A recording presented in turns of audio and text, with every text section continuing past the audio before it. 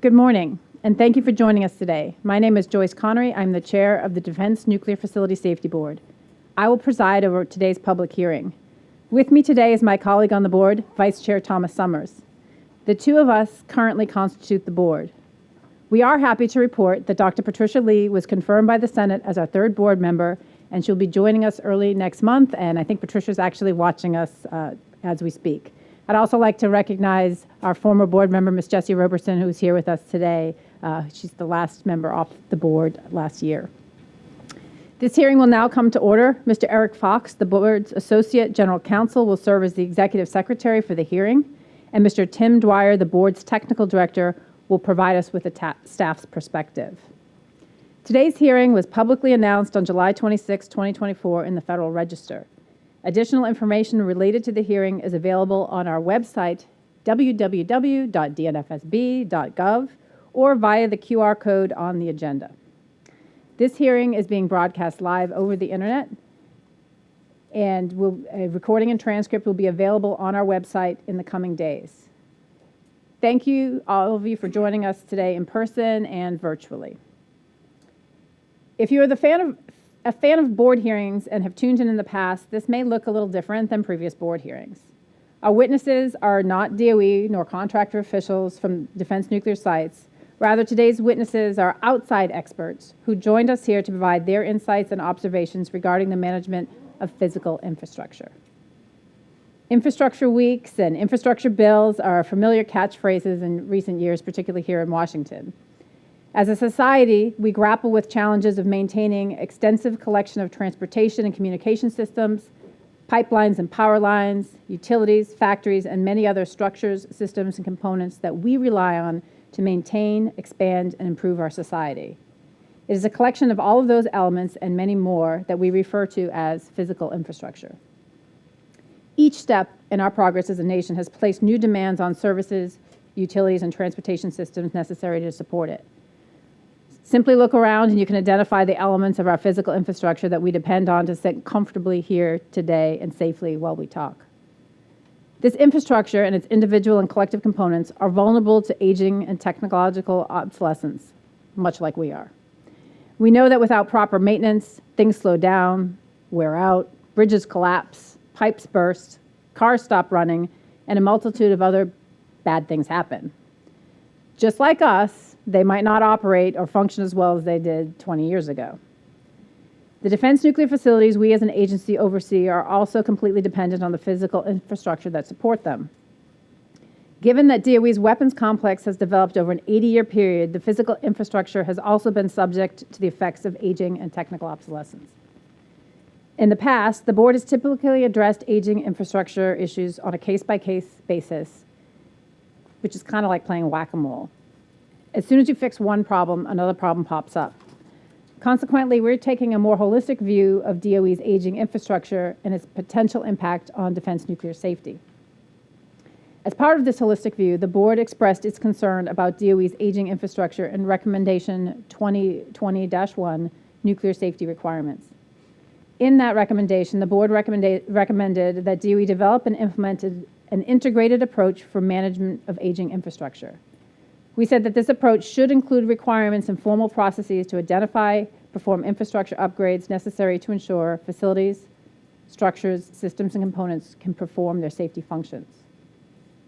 The board recognizes that DOE is not alone in its struggles with aging infrastructure. Many other government agencies and private entities in the United States and abroad are struggling with similar issues. With that in mind, the board has called this hearing to invite other groups to talk about their experiences in managing aging infrastructure.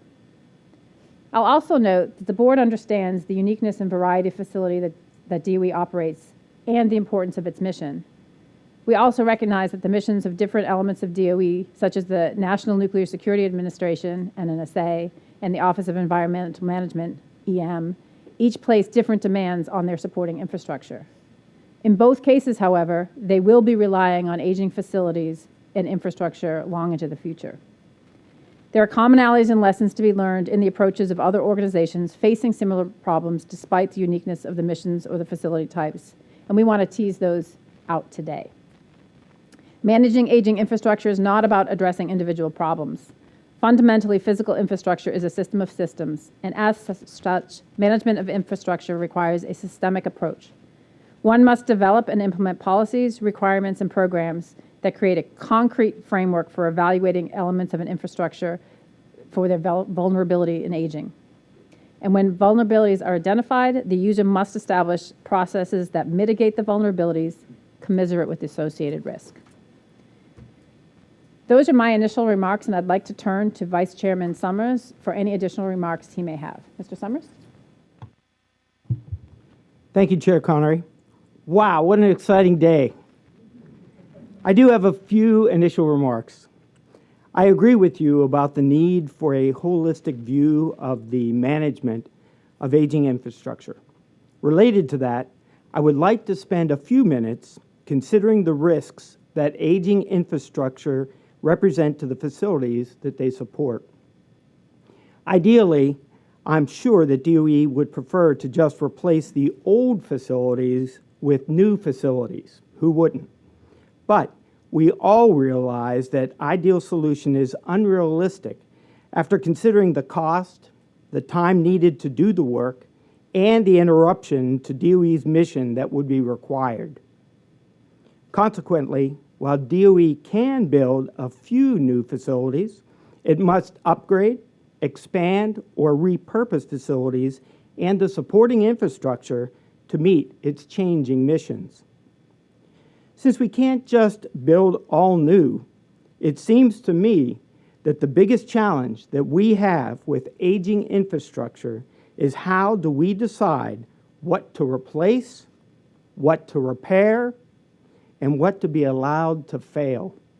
In my view, this is a risk management problem. We know that a physical infrastructure is intended to support the facilities that it serves. But can that infrastructure also be a risk to the facility that it supports? Here are a few of the concerns that come to mind when I consider aging infrastructure. First, I understand that aging infrastructure can reduce a facility's resilience. A facility's infrastructure needs to provide sufficient reliability and capacity to satisfy mission requirements while ensuring the normal performance of the safety systems. That infrastructure also needs to ensure adequate reliability and capacity to respond to abnormal events and sustain or restore the facility's mission and safety systems. However, as elements of the infrastructure age, their reliability and capacity tend to degrade. We need to know when the infrastructure's reliability and capacity have fallen below an acceptable level, and we need to know how to decide what that acceptable level is. Second, one of the principles of nuclear safety is that one should not unnecessarily challenge the safety systems, but a failure in an aging infrastructure can certainly initiate an unnecessary challenge to safety systems. As the infrastructure continues to age, the frequency of those challenges increase. At some point, an age-related failure in the infrastructure might disrupt a safety system and initiate a facility accident sequence. Direct answers to these concerns are difficult due to the complexity and interdependence of the elements of an infrastructure. But we need to understand how to control or mitigate the effects of aging and increase the resiliency and reliability of that infrastructure. And of course, any physical system needs periodic maintenance of some type, but there can be so many interdependent systems, structures, and components in a complex that the infrastructure and that a simple reactive or routine maintenance program would certainly not be effective. And most importantly, After considering all of these concerns, I am left with the impression that the most significant question that we must consider is, how does one systematically manage the risk associated with the aging infrastructure? Chair Connery, with that, I will end my initial remarks and turn the proceedings back over to you. Thank you, ma'am. Thank you, Vice Chairman Summers. So for our first witness today, we're going to call our own Mr. Timothy Dwyer to come forward. Mr. Dwyer serves as the board's technical director. He's responsible for leading our technical staff as they conduct oversight activities. And Mr. Dwyer is the final authority responsible for the quality and accuracy of all technical products issued by the board. So Mr. Dwyer is going to be providing the technical staff's perspectives on the concerns and challenges Mr. Summers and I just outlined with regards to aging infrastructure. So Mr. Dwyer, please have a seat at the microphone and you can proceed with your testimony when ready.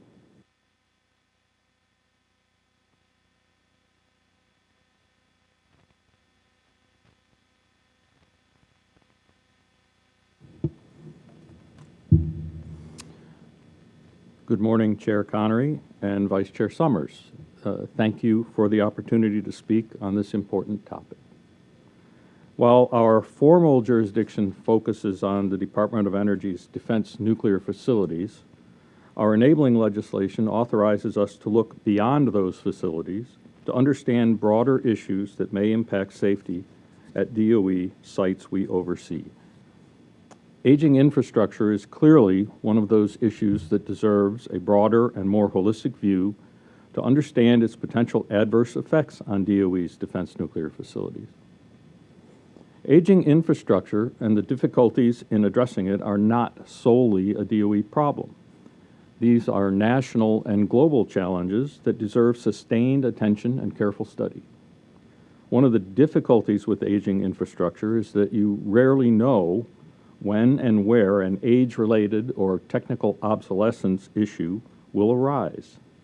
As a result, without a detailed condition and risk assessment, organizations are often forced to decide what work must be done and what work can be deferred, all based on incomplete information. Allow me to provide an example from outside DOE that I am sure is familiar to all of us. As a resident of Baltimore, this is particularly of interest to me. On March 26th this year, a large container ship struck one of the piers of the Francis Scott Key Bridge. The main span and 3 approach spans of the bridge collapsed. 6 members of a work crew on the bridge were killed. If this accident had occurred at some time other than 1:28 a.m., the consequences could have been far worse. Now, you might think I'm going to speak about aging infrastructure management as it relates to shipboard maintenance and ship's control systems. That may very well be revealed as a contributory cause in the final accident analysis, but I want to look at a more fundamental issue. The bridge was built in 1977. That's almost 50 years ago. At that time, container ships could only hold 2,000 to 3,000 20-foot equivalent unit containers. The bridge's protection systems were designed for that type of ship. But by the year 2000, container ships were carrying 6 to 7 times that number. Around that time, the state of Maryland and Baltimore invested heavily in upgrading Baltimore's port facilities to handle ships with 14,000 containers. But for the bridge, although some engineering studies were commissioned, no directed actions were identified. The accident is still under investigation by the NTSB. Their initial report indicates that the fenders protecting the bridge's piers were undersized, and the bridge itself was built with non-redundant steel tension members, which is a fancy way of saying potential single points of failure. Thus, in part, the bridge collapse can be attributed to a change in mission that altered the threat environment, resulting in the infrastructure being technically obsolete. The Key Bridge example illustrates the difficulties that DOE faces. What was missing at the Key Bridge was an up-to-date understanding of the magnitude of the collision threat and the bridge's vulnerabilities. The fact that the bridge met the standards in place when it was constructed did not mean anything this past March. The decision to upgrade the port to handle the larger container ships was a missed opportunity to reconsider the bridge's design against changing missions, revised hazards, and updated standards. Since I mentioned standards, allow me to spend a moment talking about what standards are and how they are used. DOE uses rules and directives to convey policies and requirements and guidance to the contractors that do DOE's work. Standards are the documents that describe criteria and methods that the contractor can use to comply with a specific requirement. Standards can be developed by DOE or adopted from expert committees governed by a voluntary consensus standards organization. Essentially, if a contractor properly follows a standard, then it has complied with the relevant set of requirements. This is particularly important in DOE's current situation of relying on aged facilities for indefinite periods and repurposing older facilities for expanded or newer missions. So far, our reviews of DOE's directives suggest that it does not have an adequate set of requirements and standards for infrastructure management. Therefore, my concern as technical director is how many opportunities have we and DOE missed to recognize vulnerabilities associated with aging infrastructure at defense nuclear facilities, particularly as those facilities face life extension and repurposing for new missions. We've already spoken of some of these challenges. That is, how can organizations create a framework to manage their infrastructure? How can they systematically identify and manage the risks associated with aging infrastructure? And how can they ensure that aging infrastructure vulnerabilities are identified and addressed when the facilities are changing or expanding to meet new missions? I look forward to hearing from our panelists the ways some other organizations have approached these common challenges. I hope to use the insights, best practices, and lessons learned from today's session to inform our approach to overseeing DOE's management of aging safety infrastructure at its defense nuclear facilities. Madam Chair, that ends my testimony. Thank you, Mr. Dwyer. You may step down. So I hope that there are a couple of phrases that are going to stick into your mind and that you can keep in mind throughout the hearing, which are the issues of changing missions, revised hazards, and updated standards. And the notion that you really can't accept a risk that you haven't understood or that you haven't defined. Nuclear and other high hazard facilities and operations around the world are also dependent on the local infrastructure. This is not solely an American problem. With that in mind, I'm honored to introduce Director General of the International Atomic Energy Agency, Rafael Grossi. Although Director General Grossi could not be with us today, obviously he's in Vienna, he's graciously provided us some recorded remarks that we wanted to share with you today at the beginning of the hearing. Thank you. You can't help getting older, but you don't have to get old. George Burns could have been talking about nuclear facilities. Ladies and gentlemen, it is a pleasure to address you on the serious topic of how we manage aging nuclear infrastructure. I'd like to thank Joyce Connery, Chair of the Defense Nuclear Facilities Safety Board, for inviting me to be part of this hearing. Aging isn't easy. Technology degradation at nuclear facilities requires strong management and careful regulatory oversight. The Department of Energy of the United States has been making continuous improvements, and I can tell you from my position as Director General of the International Atomic Energy Agency that the DOE is a role model for other countries. I'm also grateful for the way it supports us in helping others to adopt good practices too. our learning and our jobs are never done. This ethos is reflected in the series of activities the board of the DNFS has launched to keep the focus on the safety and utility of aging nuclear infrastructure. Finding opportunities to improve current protocols and to incorporate good practices by looking at the work of other relevant organizations is obviously a smart approach. Learning from the experience and the knowledge of others is also central to how the IAEA serves its member states. We focus our work on aging management around 4 main areas. The International Generic Aging Lessons Learned program collects and makes available proven good practices from around the world. More than 30 of our member states cooperate in the program, which benefits from the shared knowledge and experience of more than 200 experts. Our second area of focus is the development of safety standards and publications, which includes the analysis of structures, systems, and components of nuclear facilities. Meanwhile, our peer review services dedicated to the safety aspects of long-term operation, we call it SALTO, supports the lifetime extensions of nuclear power plants by comparing existing practices with the requirements of IAEA safety standards. We have a similar review service for research reactors, many of which are also quite old. And lastly, the IAEA conducts many international, regional, and national workshops to support member states addressing specific technical areas.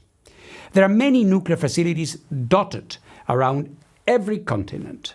The IAEA focuses on facilities involved in peaceful uses, like the more than 200 research reactors producing life-saving medical isotopes and the 400-plus nuclear power plants generating a quarter of all low-carbon power in the world.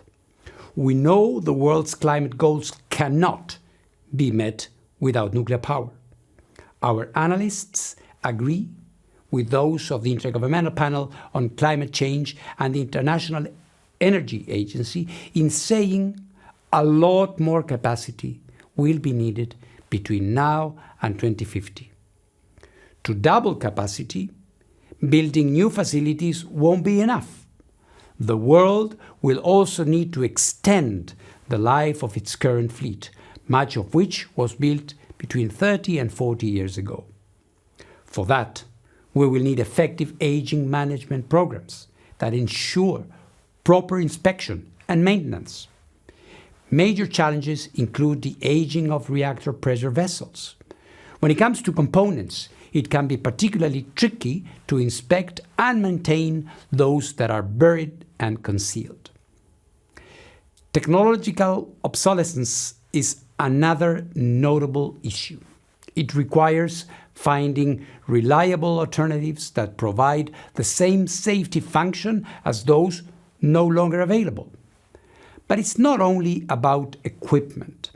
Ensuring knowledge transfer to new generations of experts is important because the nuclear workforce is also aging.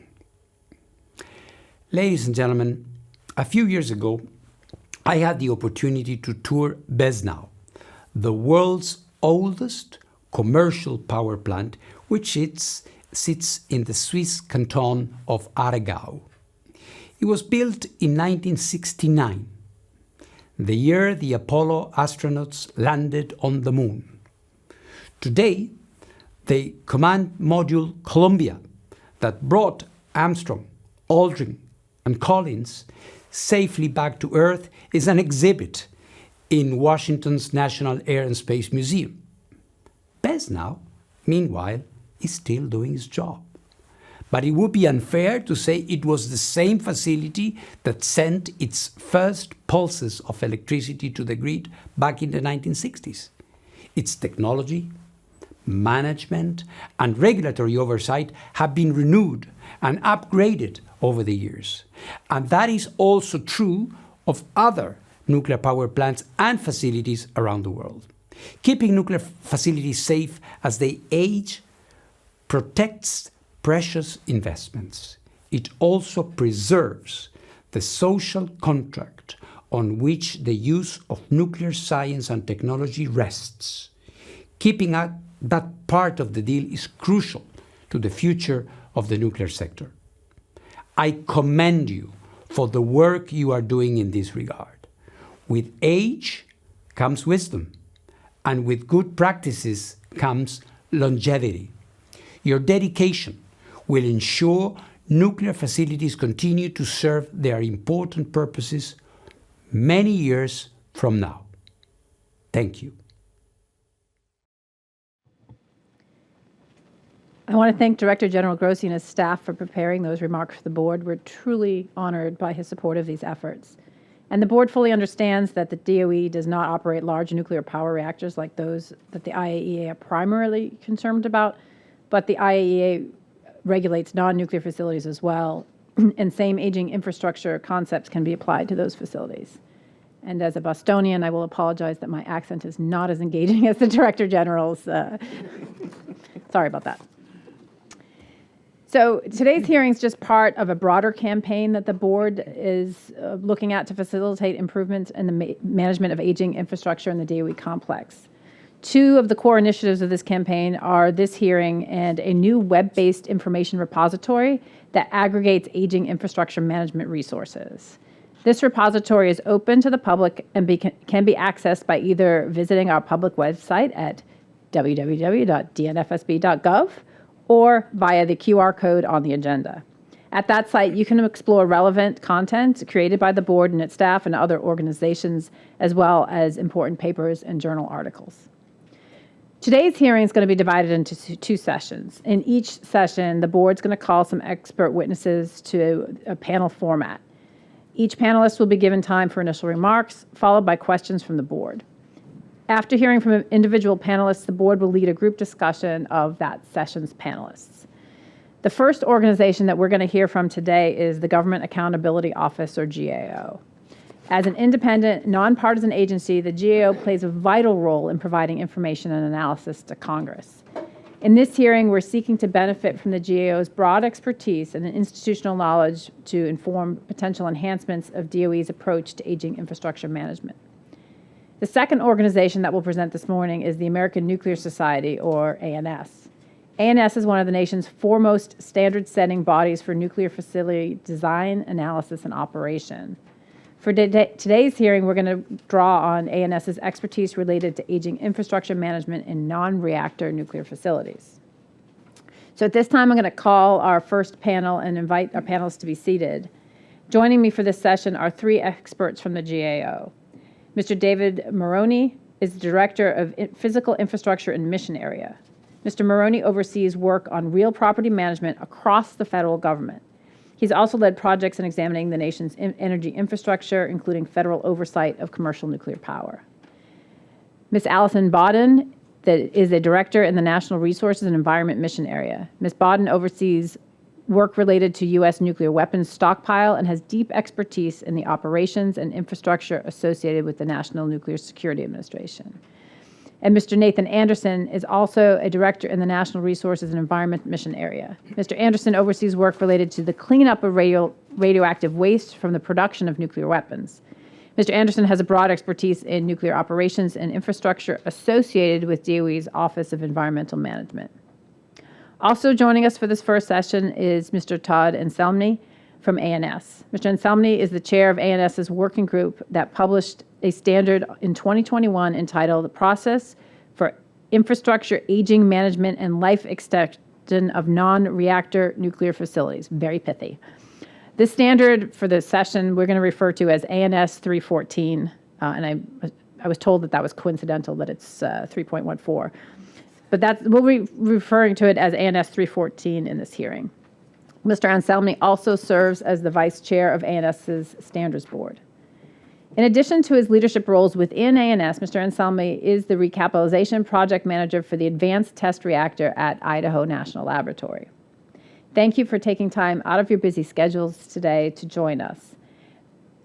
So I would invite you all to come up and take a seat behind your placard.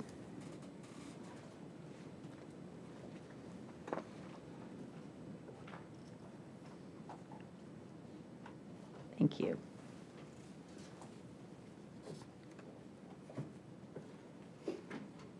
And Mr. Maroney, Ms. Bodman, and Mr. Anderson, we're going to start with your opening statements. Very good. Thank you, Chair Connery, Vice Chairman Summers. Thank you for the opportunity to speak with you today.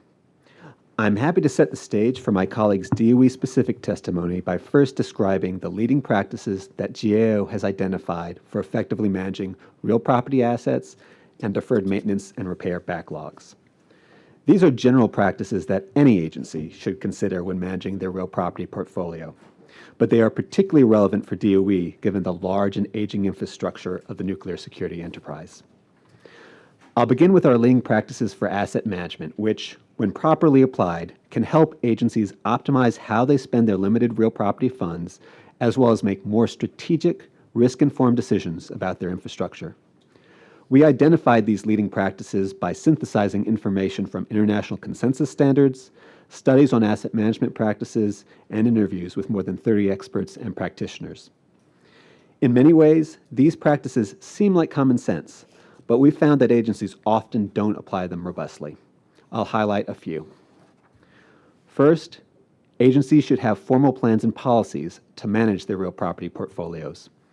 This type of governance regime can help agencies take a more strategic approach to their infrastructure decisions and provide a systematic framework for identifying their resource needs as well as strategies for overcoming obstacles. Second, agencies need to have a good process for prioritizing their infrastructure investments. Doing so enables agencies to target investments and maximize the value of their facilities to meeting their mission. Third, agencies need quality data to effectively manage their infrastructure. That is absolutely essential. We have consistently found that agencies don't have reliable data on their real property assets, including information on those assets' location, condition, and utilization. Without good, reliable data on facilities and their mission criticality, agencies can't make well-informed decisions about how to target their resources most effectively and mitigate risk. Finally, agencies need to continually evaluate the performance of their asset management framework and make changes as needed based on changing times. It needs to be a living process that keeps an agency's mission at the forefront of real property decisions. Shifting gears, another key component of good real property management is effectively managing deferred maintenance and repairs. Managing a large number of assets with aging systems that have exceeded their useful lives creates a number of challenges. In short, how can agencies like DOE best manage their backlogs to avoid mission impacts, premature replacement of systems, and minimize costs?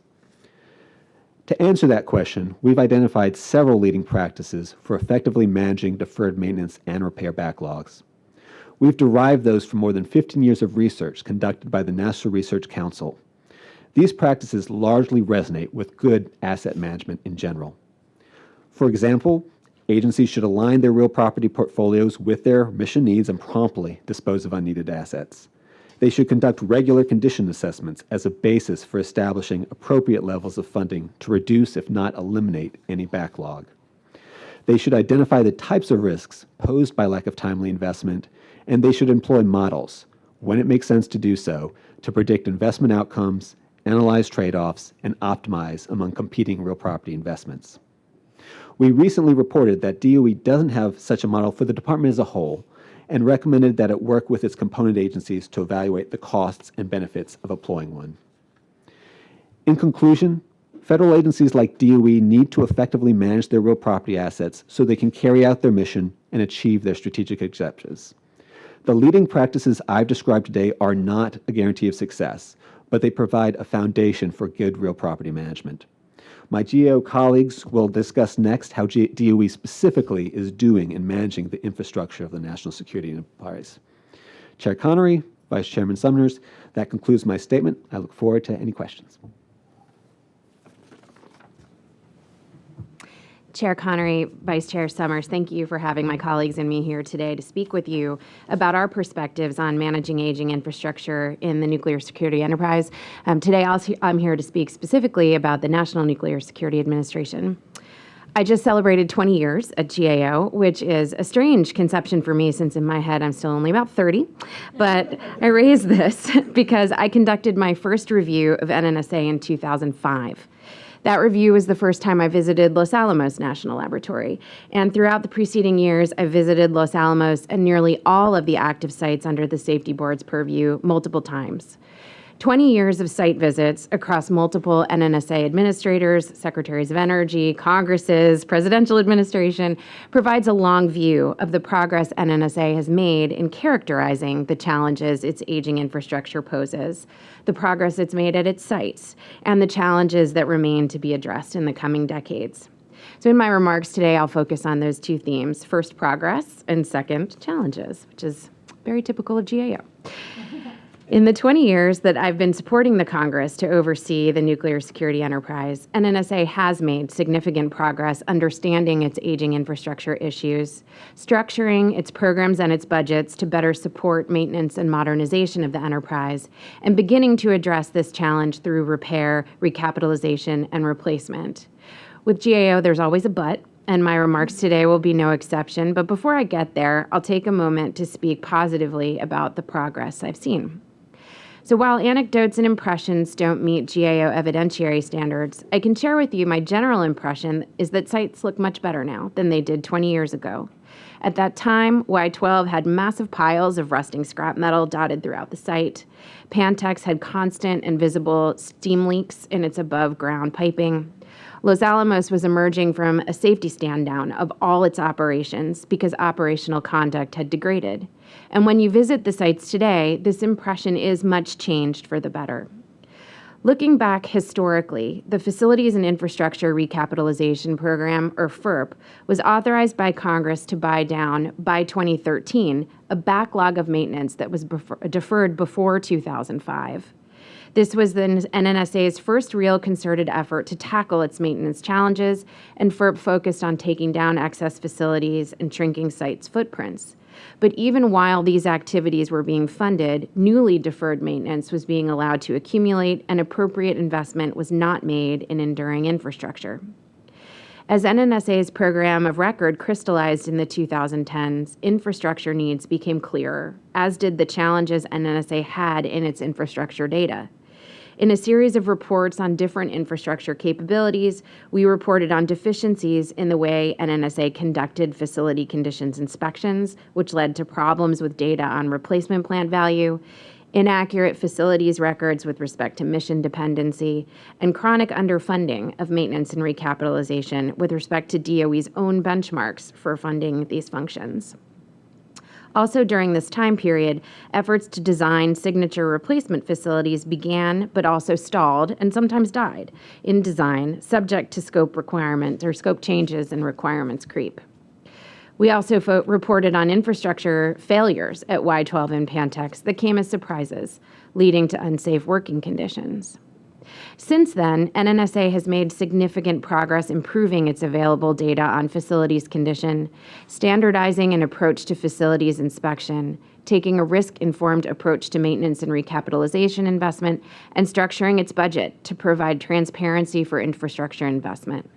Completing implementation of the builder system, coupled with significantly improved and integrated master asset and area planning, will pay dividends in the future. Similarly, NNSA has made strides addressing balance of plant and safety system issues with improved roads and utilities and fire suppression. NNSA has also made progress planning for facilities replacement. Its process for identifying and prioritizing line item construction efforts is systematic and risk-informed. But here comes the but. While NNSA is finalizing efforts to put in place a sound infrastructure planning framework and has made strides in wrapping its arms around maintenance and recapitalization needs, its infrastructure is still aging. Given its ambitious program of record and the current security environment, NNSA does not have the luxury to pause operations for infrastructure work. Further, major construction efforts to replace or modernize critical facilities are delayed. And because time is money, these delays have significant knock-on effects with respect to NNSA's portfolio investment strategy. More specifically, as we identified last summer in our first effort to report on the status of NNSA's portfolio of major construction projects, Collectively, its projects were about $2 billion over their baseline cost estimates and 10 years over their collective baseline schedule estimates. Of 10 projects that were still in design, 6 were in the process of significant rescoping, some resulting in project pauses. The largest contributors to the overall cost and schedule overruns were uranium processing facility-related projects at Y-12, and a project there is awaiting a rebaselining now. Schedule delays and cost overruns on major replacement projects have myriad implications for the infrastructure portfolio more broadly, and I'll touch on just a few. So when replacement facilities are delayed and mission work cannot be deferred, NNSA will have to operate in aging facilities for longer than planned or desired.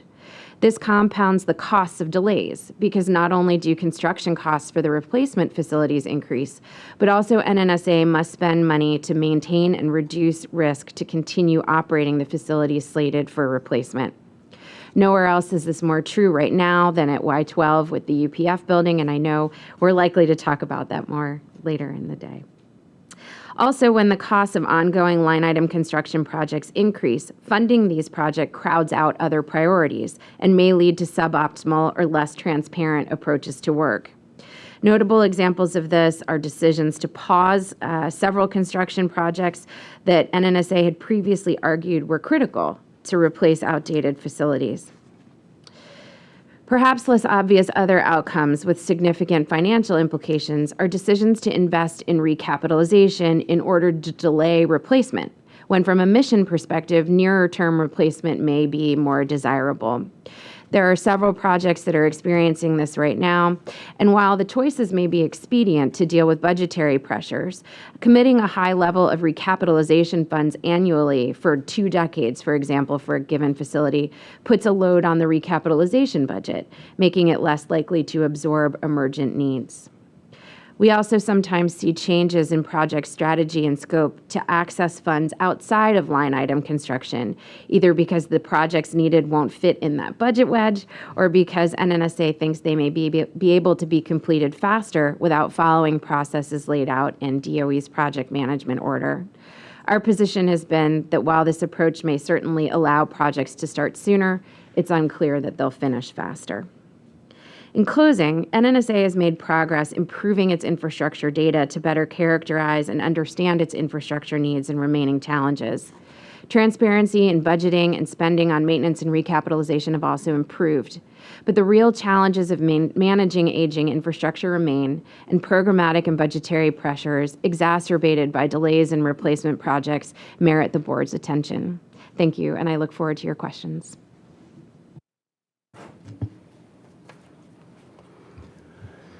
Thank you, Chair Connery and Vice Chair Summers, for organizing this hearing and inviting GAO to attend.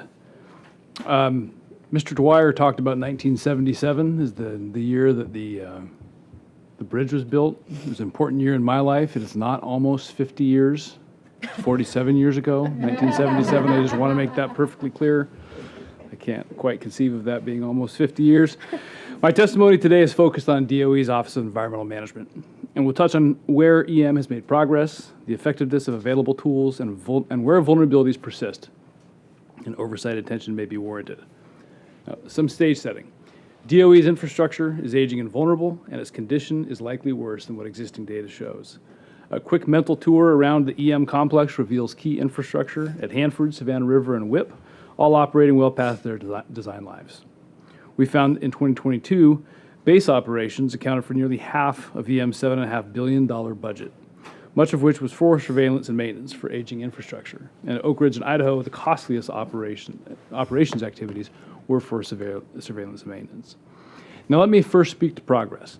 GAO has long advocated for programmatic and risk-informed approaches, encouraging DOE and EM to view its responsibilities through a lens that looks across sites and beyond the next budget year.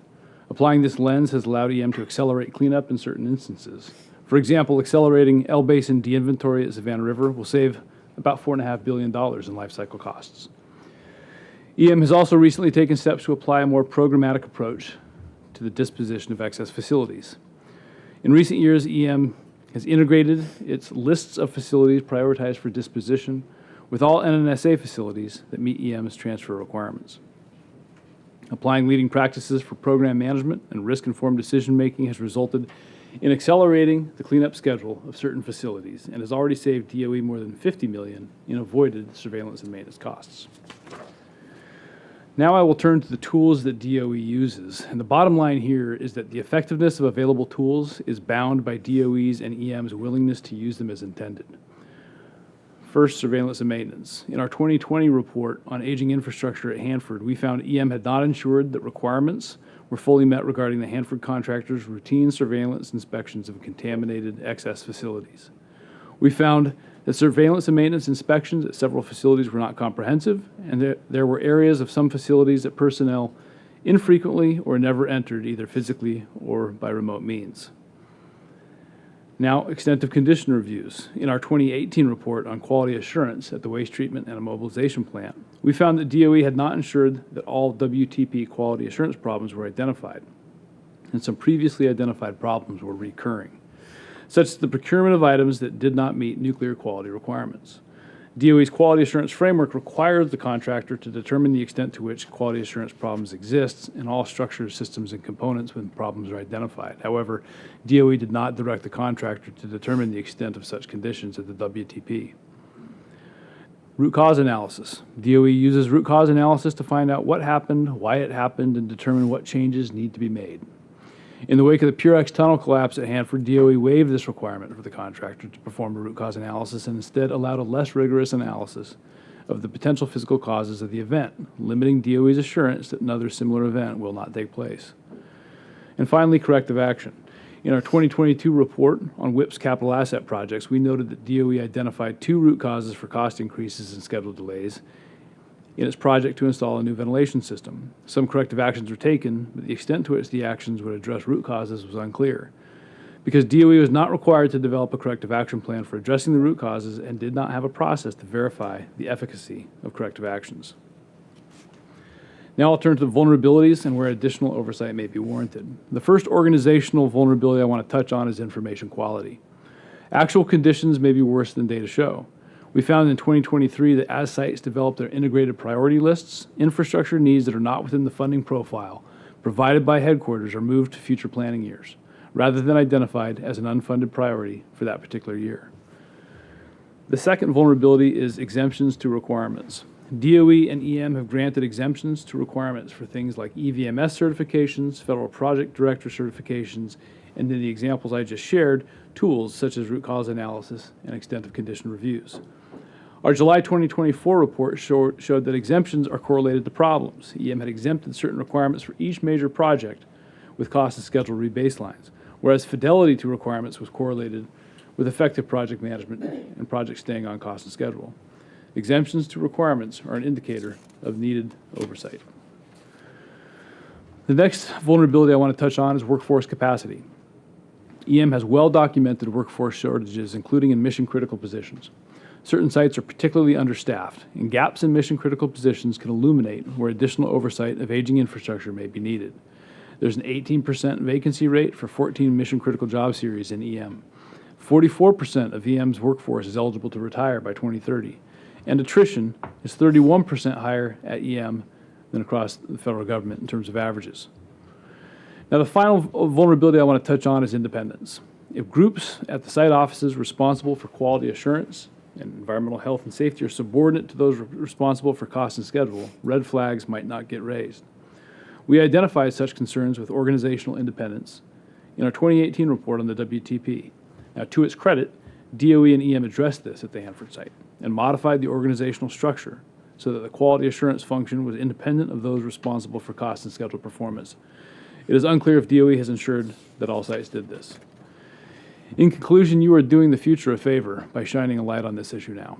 Pointing the light at areas where available tools should have been used but weren't, and where their use may be limited by structural or organizational impediments, is a necessary and valuable public service. I look forward to your questions. Thank you. We're going to, first of all, I appreciate your excellent and insightful remarks. And a couple of themes, I think, that I noted from your comments. One, progress has been made. It's been uneven that there are always trade-offs to be considered. Prioritization is always a challenge. We have the issue of the loudest duck, who needs the money now, and for what purpose. Also changing missions and increased mission needs. The conversation about new facilities would be preferable to the old facilities, but that is also not necessarily in the decision wheelhouse of a particular agency. And we didn't mention the other factors such as COVID, supply chain challenges, and, we won't talk about continuing resolutions being a problem with Congress for any of our staffers who are watching. And then staffing issues, which there's a limited pool of people who can do this work, and we heard from Dr. Grossi that there's a demand for this expertise, and we don't necessarily have the funds to pay for those folks, particularly if they're at sites that are less desirable. So I think those are all factors that we can consider as we move forward. So we're going to ask you some questions and get into a dialogue. And just in case anyone's watching for time, we're ahead of schedule, mostly because a lot of us talk quickly. So I'm going to start with Chair's prerogative to ask a question, if you don't mind, Mr. Maroney. Several of your opening statements mentioned the GAO high-risk items. At the beginning of each Congress, GAO publishes a high-risk list that captures programs and operations vulnerable to management problems or in need of information. In the most recent high-risk list, which is hard to say, by the way, it includes managing federal real property and acquisition of and program management for DOE's National Nuclear Security Administration and Office of Environmental Management. Both long-standing high-risk items are relevant to DOE's management of aging safety infrastructure.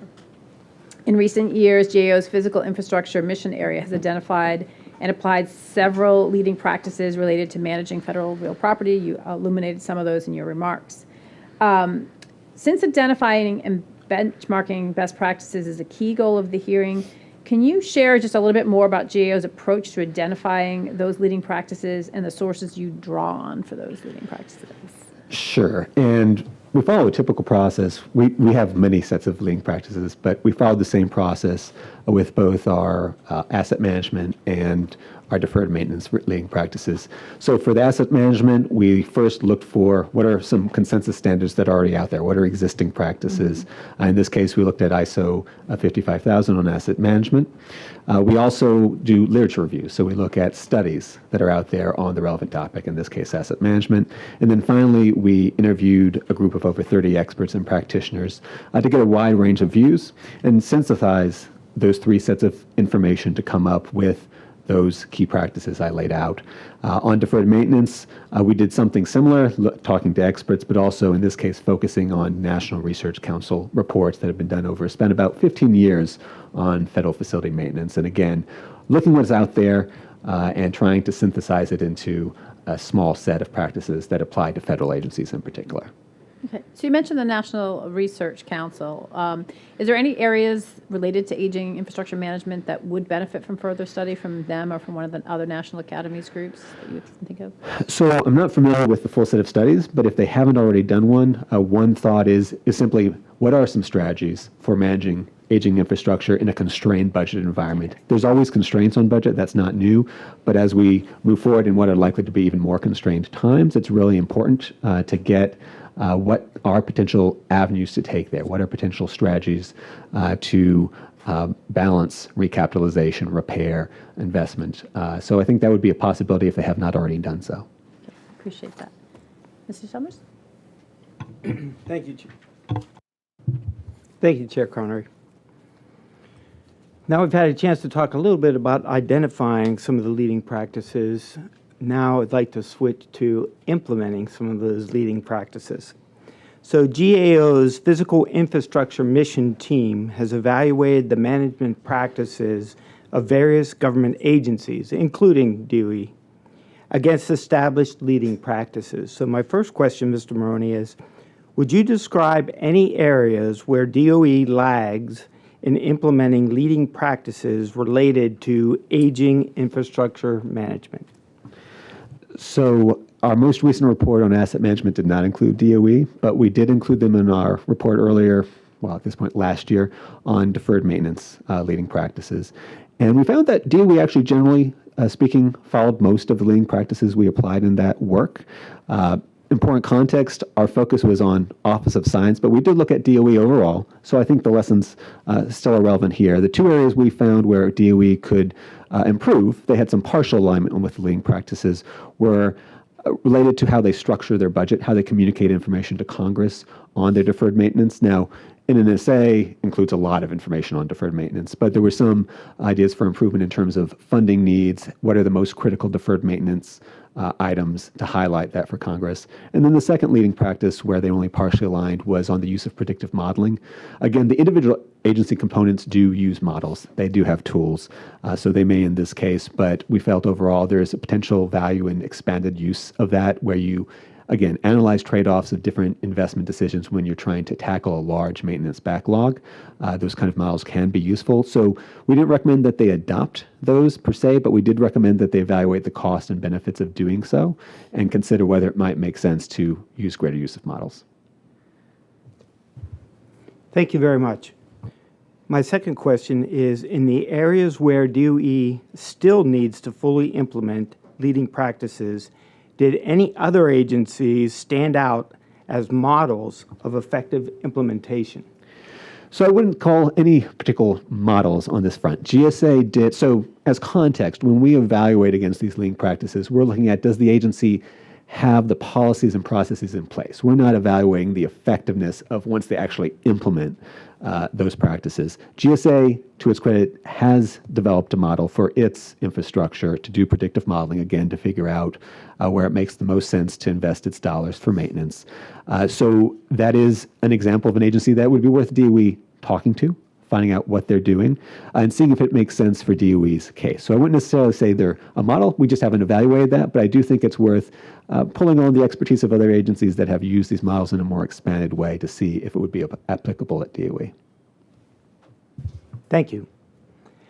Now I'd like to switch gears a little bit, and this applies to the entire panel for GAO, and talk about some of the tools, some of the models and data for prioritizing the infrastructure investments. So a leading practice identified in GAO's physical infrastructure reports involves using models to evaluate between competing investments. So for all of our panelists, as DOE and NNSA work to address aging infrastructure and modernization needs in a budget-constrained environment, how do you view the effectiveness of DOE's tools and models for understanding infrastructure needs and prioritizing among competing investments? Certainly, I can start for NNSA. Work in progress is how I would characterize it. Historically, NNSA had relied on data coming out of the department's facilities database, which wasn't really intended for prioritization decisions. It was intended to capture condition information and, basically inputs to an analysis, but not really for modeling or for making trade-offs. The systems that are under development and are expected to complete implementation within the next several years are significant improvements on that data. The builder system is making use of real-world data on how assets perform in their environments, rather than just sort of what the manual says about when to replace HVAC or the life of a roof or other things like that. And so that real-world condition information is critical in terms of making those kinds of trade-offs. We believe that full implementation of that system will pay dividends in that decision-making process, just not complete yet. Yeah, I'm happy to add on the EM side. EM's a little different here in that it is supposed to smartly and efficiently reach the end of its existence, right? Like that's what EM is about. EM as a whole could very much benefit from an optimization model that's not just excess facilities, but groundwater and soil remediation and tank waste treatment missions. And if all of that, I mean, that should probably be the foundation, of EM's future, is what does a complex-wide optimization model show? And then with acknowledging you have different regulatory frameworks and different agreements with states, where can you push, where can you pull? In a lot of our work, we've found that if EM comes to the table with a state with a smarter way of doing business and is very upfront and transparent with that information, in many cases, states have the authority to kind of depart from what might be the constraint of a regulatory framework that it's employing to do something different. But EM needs to be sharing that information, with the states that where perhaps the status quo needs to be, revisited. I would add that in the EM context, certain sites like WIP that had a run to fail, setup, all of a sudden are not going to fail. Right? It's an enduring mission for quite some time. WIP is going to last much longer than originally intended. And when you've got contract structures that are 10-year contract structures, well, the contractor is going to do what's in the contract. It's not aiming for 2070 or 2080. It's aiming for the end of the contract. And so I think EM needs to be real smart about integrating, the long-term likely mission needs with shorter-term contracts to make sure that things that have to happen for a 2020, 2030, 2040 type design life, 20, 30, 40 years out, get the attention they need now and in kind of within the term of what might be a much shorter contract, if that makes sense.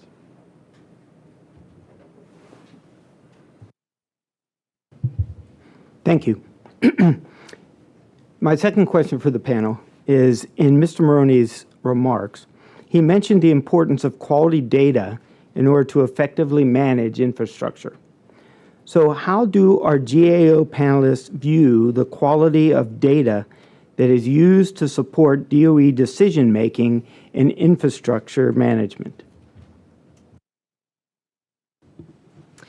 I think with NNSA, similar to my prior response, it's a work in progress and not yet fully complete or consistent with respect to the full data set needed to make these kinds of decisions. An additional challenge when it comes to aging infrastructure is always sort of the emergent priority. And if you have a situation where you have a flood, or something breaks unexpectedly, how quickly can you reprioritize? And that is a significant challenge in terms of everything being a priority at the moment within the complex, but also because there's some inflexibility in the way that the budget is structured that sometimes requires resources to be site specific, makes it challenging to move money around. And so I think in a resource constrained environment, looking at some of those options coupled with improved data and the ability to access it very quickly when needed will be very important. On the EM side, I think that surveillance and maintenance costs are pretty well known, and EM is definitely improving in optimizing for like excess facilities, for example, how they rack and stack the facilities that they will need to take responsibility for disposition. But overall, I do think that beyond the excess facilities, there needs to be better visibility into information quality for the out years. They got a good handle on the next budget year, but again, like I mentioned in my statement, if some of the information is left off those unfunded priority lists, if it doesn't meet the headquarters funding profile, and at the end of the day, Congress needs to be aware of that. Decision makers need to be aware of that data that's left out of the next budget year. So I just had a quick follow-up, kind of based on something that you said about the prioritization and the aging infrastructure. The models are only as good as the data that's put into the model, right? And so you also have different contractors potentially putting different data in, so there's maybe not a consistency, which will impact your prioritization. But to your point about emerging challenges, the emerging challenge could be from an externality, from a hazard. So your hazards are changing as well. So you're going to have to be adaptable in terms of your prioritization, also recognizing that your hazards are changing. Weather conditions, fires, for instance, may be an issue at a lot of DOE sites at this point in time, severe weather events. So how do you compensate for that in those scenarios? It's a very significant challenge. There have been several fire scares only just recently, and in the not too distant past, flooding as well. I think one of the things that we're seeing is an overall approach to reducing risk within facilities that may not be related to aging or deferred maintenance, but things like lowering the material at risk in a facility to a point where if there were, an emergency, the risks, resident in that facility would already have been reduced. Ensuring that there's appropriate investment in things like fire suppression, emergency lighting, especially in these older facilities that may not meet modern safety codes, but making those investments in advance so that if there is an emergency, the facilities are better prepared to face them.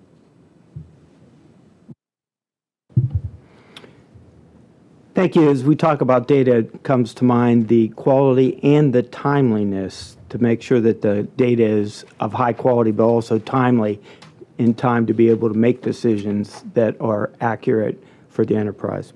So my third question to the panel is, finally, have our panelists observed any major differences in the effectiveness of tools and models or the quality of data used across different program elements of DOE? For example, are there significant differences between the National Nuclear Security Administration and the Office of Environmental Management?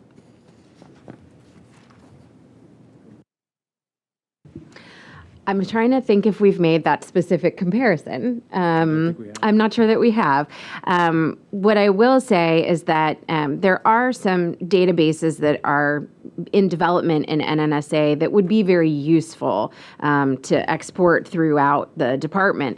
There are databases like this G2 database that's coupled with the Builder system that really allow facilities managers to drill down, especially as this data begins to mature in the next couple of years, to look specifically at individual building systems to understand that same system throughout a site and can help with that prioritization. Even though, as Nathan said, EM's mission space is different, it is certainly operating facilities for the next several decades and might benefit from that sort of data availability. And if I could just add to that, we have done a deep dive at a number of the data systems that EM has, and have been able to pull data that is certainly, what we would view as reliable or reliable enough. I think the question we have, and we have some ongoing work in this space, and so we don't have a conclusion on this yet, but I think it's a valid question to ask is, how is that data used for management purposes? How is that data used for prioritization? If the data is there but rarely accessed, or there's not a process for pulling recent data before a management decision is going to be made, then that indicates there may be an opportunity for improvement. Thank you, panelists. And I will now turn it over to Chair Connery for follow-on questions. Thanks.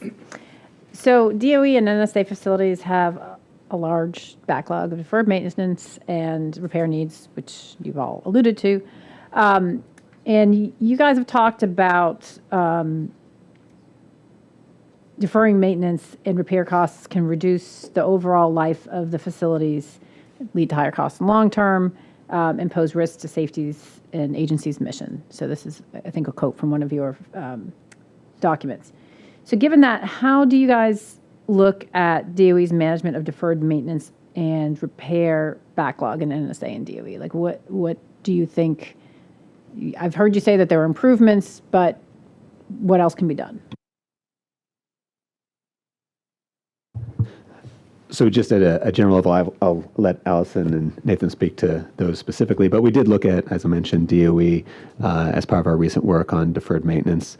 And we found, again, it's really higher use of modeling, better modeling. Data, as we've discussed, is always going to be core to that, and better communicating to Congress what the highest priority needs are in a couple of ways. They did align, again, with a number of our leading practices, but I think when you get drive into the details, that's at the departmental level and at Office of Science. So Allison and Nathan, I think, can speak more directly to NNSA and EM. With NNSA, firstly, now there are dedicated maintenance and recapitalization budgets, which is a significant improvement on things in the past where that level of support wasn't as transparent, and it was more difficult to understand what was being funded and what wasn't. What we do see is a lot of this work is now being projectized, which is a way to oversee it and to see how much money was planned for something versus what it actually got. DOE does have kind of benchmarks for funding for recapitalization and maintenance based on replacement plant value. And so in some ways, it's very important to make sure that that replacement plant value data is accurate so that you can understand whether you're meeting those maintenance and recapitalization budgetary thresholds. If that RPV is off, if something seems like it's worth less than it actually is, your maintenance and recapitalization budgets won't be sufficient. So some of the work that's going in right now into improving the data, and hopefully we'll have an opportunity to look at this in the coming year, is how are those condition assessments being done to make sure that that replacement plant value data is correct. And that's the basis for understanding if you're sufficiently funding recapitalization and maintenance and you're buying down your deferred maintenance. Yeah. Yeah, and if I could add on to that on the EM side, EM has not projectized this in the same way that NNSA has. In fact, a lot of EM's activities are now called operations activities and are governed by the program management protocol. About 75 to 80% of EM's budget is outside of project management space. We have long advocated for project-like controls on virtually everything EM does.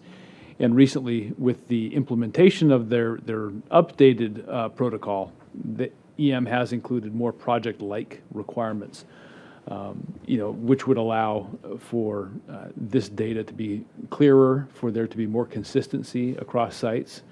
I'm going to a slight pivot here. One thing that we've seen is where there is good data and where there on things like deferred maintenance and surveillance and maintenance costs, and where there is a little bit more of a holistic approach looking across sites, good things can happen. Accelerated cleanup. And Congress has appropriated additional funds for accelerated cleanup when you can show that, okay, spend $1 today to avoid spending $10 over the next 10 years. So there can be those kind of trade-off decisions that are beneficial to the taxpayer and beneficial to the complex if that information is shared. So related to that, can you talk a little bit about maintenance versus, say, recapitalization, and if there are any best practices surrounding that? Do I need to clarify again? So I can start off again at a general level. We have capital planning leading practices, which I think come into play there, which is, you need to do a needs assessment. What is the need you're trying to accomplish here? You need to weigh a wide range of alternatives, which could be recapitalization, which could be some other approach, consider the trade-offs, prioritize, and then have a long-range plan. So that is just basic capital planning best practice. How it applies in EM and NNSA space, I'll turn over to my colleagues. So in NNSA space, there's this sort of very interesting dynamic and trade-off between making a maintenance decision versus a recapitalization decision, which can often be mission-based. In NNSA, there's a lot of, for example, production equipment that's very, very old. It's not production equipment that one could even buy again. And that has to do with the processes for manufacturing components, for using specific materials that are proven over the long term in terms of the performance of the stockpile.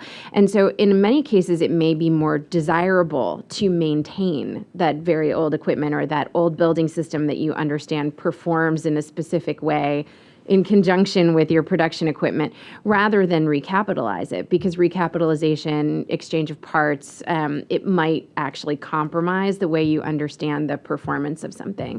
That's obviously a very different type of decision than maybe for a building system or a safety system. But NNSA is often faced with those kinds of choices about whether to maintain something very old because its performance is well understood versus recapitalization or replacement. The risks need to be accepted in those cases by either facilities managers or by the folks who own those production processes to make those trade-off decisions with really good understanding of the performance coming out of those systems. So in your example, is there room for maintaining the old equipment, but still working in case that piece of equipment fails to have a replacement when it reaches its end of its life? I mean, I think that's the problem, is you can't predict run to failure. Very true. And there are any number of examples of single point failure in the NNSA complex. In some cases, redundancy would be desirable. Well, I would say in all cases, redundancy may be desirable. In some cases, it may not be available. And that's a very, very challenging aspect of this for this enterprise.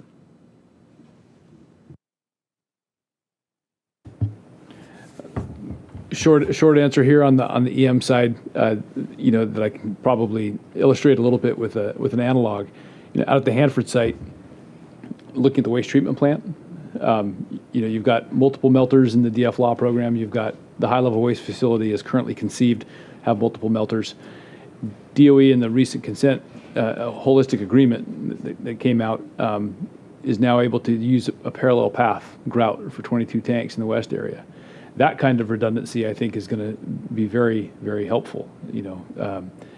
If something goes sideways with the WTP, still having a parallel grout operation will allow DOE to continue with the waste treatment mission. And I think you're going to see that in the EM complex, maybe fewer like big box models where you have to be having this conversation, and more smaller, modular, parallel paths for treatment, helping to ensure that EM doesn't have to rely on one particular technology or one particular facility, where that if it gets paused, like pre-treatment facility, for example, for 10, 12 years, you significantly delay the schedule and significantly grow costs. Well, that's also an example of where they kind of showed their hand to the state, and then the state was able to move on the compromise. So that's a good example. So I could ask questions for the next couple of hours, but I'm not going to do that because we have another panelist. So I want to thank you for your time and sharing your wide-ranging perspectives on managing federal infrastructure and DOE's related challenges. But I want to make sure that we give Mr. Anselmi from the American Nuclear Society a chance for his opening statement, and then we'll pepper you with questions. And I actually put together words and pictures, so I won't just talk out to you only. So this is an introduction, and I think you heard the title of 314. It is a long title. It's like going to Starbucks and ordering a very long coffee title, right? So next slide, please. I wanted to bring up the ANS Standards Committee because I think Mr. Dwyer brought up the fact of a standard, right? If you saw the title of the ANS 314, it's preceded by ANSI. So what that means is that all of the standards design organizations in the country, including mechanical engineering, civil engineering, they go through a process that's certified, which states that the standard goes through multiple organizations of review. But the more important thing is at some of these committee levels, we maintain a balance of interests. So we have both experts, we have the folks, the stakeholders that have to implement the standard, And then even in accordance with the Office of Management and Budget Circular A119, which states the federal agencies, especially the oversight agencies, have participants in these consensus standards as well. So we try to maintain a nice cross-section of folks and expertise so that it gives you the best product that can be implemented. Next slide, please. So I'm not going to tell you how 314 implements aging management, but I'm going to talk about how or what it does, especially for the end user. But one important aspect early on, and credit to DNFSB and staff members more than 10 years ago, one of the staff members proceeded with a review of, do we have something in the DOE standards and orders and guidelines for aging management? And as a result of that, the individual put together a project identification. I can never remember what our PIN standard, and I'm the vice chair of A&S standards, I should know those, but put together a project approval to start developing this standard. So the middle bullet there provides a methodology to evaluate the site and facility infrastructure processes and physical conditions. And then we list some of the typical pieces of equipment that might be under this document. Next slide, please. So I think, especially for those who are very familiar with a nuclear facility, not just reactor, but also non-reactor, there are thousands of pieces of equipment. Now, not all of those pieces of equipment are important. I should, I'm going to use that term "not important" because there's a lot that I'll use in the term of roads and commodes. Right? We do have the ability to allow some of those facility aspects to age a little bit differently, and we address them without upgrades, standard replacements. And not all of them affect the long life attributes of a facility. So the scope of the document actually focuses on, and we use the term sometimes passive and active, but here it's passive. You've designed the facility, you know that the age of either the building or the building aspect, like a support to a pipe, is going to live and operate for more than the time that you've expected it to operate. Well, now we're operating more than the time we've expected to operate. So those are the ones we want to concentrate on because they didn't get normal maintenance and activities associated with your normal operation of a facility. So everything else is not in scope. Next slide, please. So 3 important aspects of the 314 standard is we do provide a process for scoping and screening. Then the identification of degradation mechanisms and aging mechanisms. And I'll talk a little bit more about that because that's really important here. And then we develop a aging management program. So I think I heard from my associate panel members here, we talk about a risk-informed process. So we have a process for scoping and screening that does implement some risk-informed. It's not like what some facilities with a reactor would, an operating reactor incorporates a probabilistic risk assessment, which a lot of numbers and a lot of event sequences, but something pretty standard. And then the degradation mechanism identification. And then I think I heard also condition monitoring. So an aging management program is going to focus on, well, what should I go look for and what are the indications that I should then be concerned about and take action on. Next slide, please. So from a selection standpoint, and we made this, I won't say simple, but more simple than it could be, where we focus on those items on the check marks to the right. So you start with the whole entire system and you start to down select to say, well, what's important? So from a safety importance standpoint, and when it says facility outage, that's also a different term for we have a mission. Okay, our facilities have a mission to do ABC, and anytime that a component, whether it's a safety component or not, once that component goes down and affects our ability to perform our mission, that gives some level of importance from a screening process. Then you can establish a dollar value, whether it's a recurring issue you've had issues with constantly, and then finally the management discretion. You do want to have that extra. Hey, you know what? From a strategic standpoint for our mission, we want to incorporate that equipment in the program as well. Next slide. Review for aging mechanisms, aging and degradation mechanisms. And I want to talk about the U.S. commercial nuclear power plant. That is my background. We, as an industry in the commercial side, put together this generic aging lessons learned, and I think you heard Dr. Grossi from the IEA bring that up because they have an international GAL that's been published for that as well.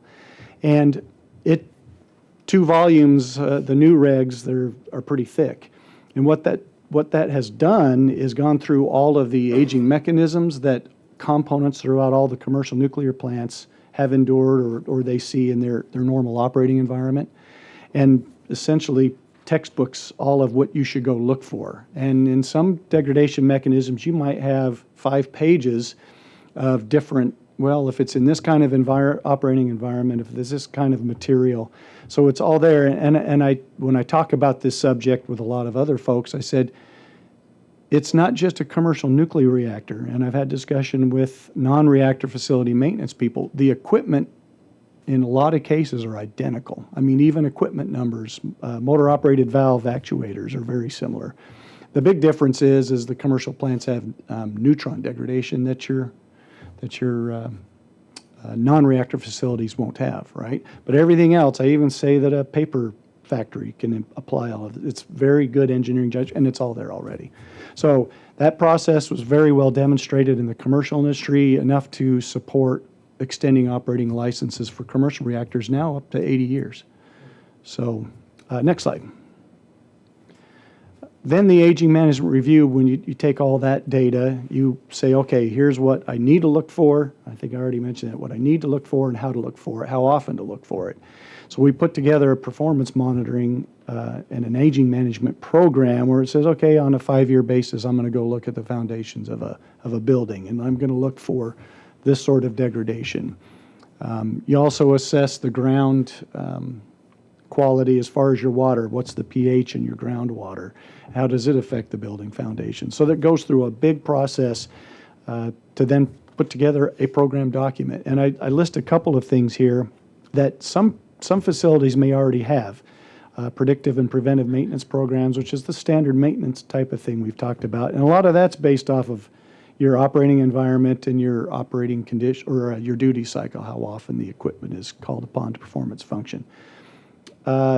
System health monitoring, the trending program, performance monitoring, spare parts obsolescence, which components or which pieces of equipment or components should have spares and which ones we can afford from a logistics standpoint, which ones might actually, you can just go order from your vendor on a short-term notice.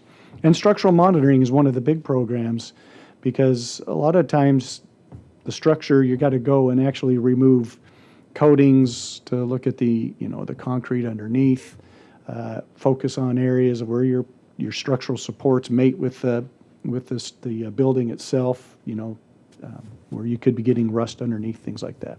Next slide. And then we, as part of the document, and our appendices aren't part of the standard. They're in this case they're an example. So one of the facilities provided a portion of what they call their extended life program. So we do have a couple of appendices for, okay, how do I assess the risk of not implementing that aging management program or that equipment replacement, the risk associated with the overall mission of the facility, not just that component specifically. So there's a good example of how they did that risk prioritization, as well as now how did I incorporate it into a larger long-term program for extending the life of the facility. So that was just what I had for the prepared remarks.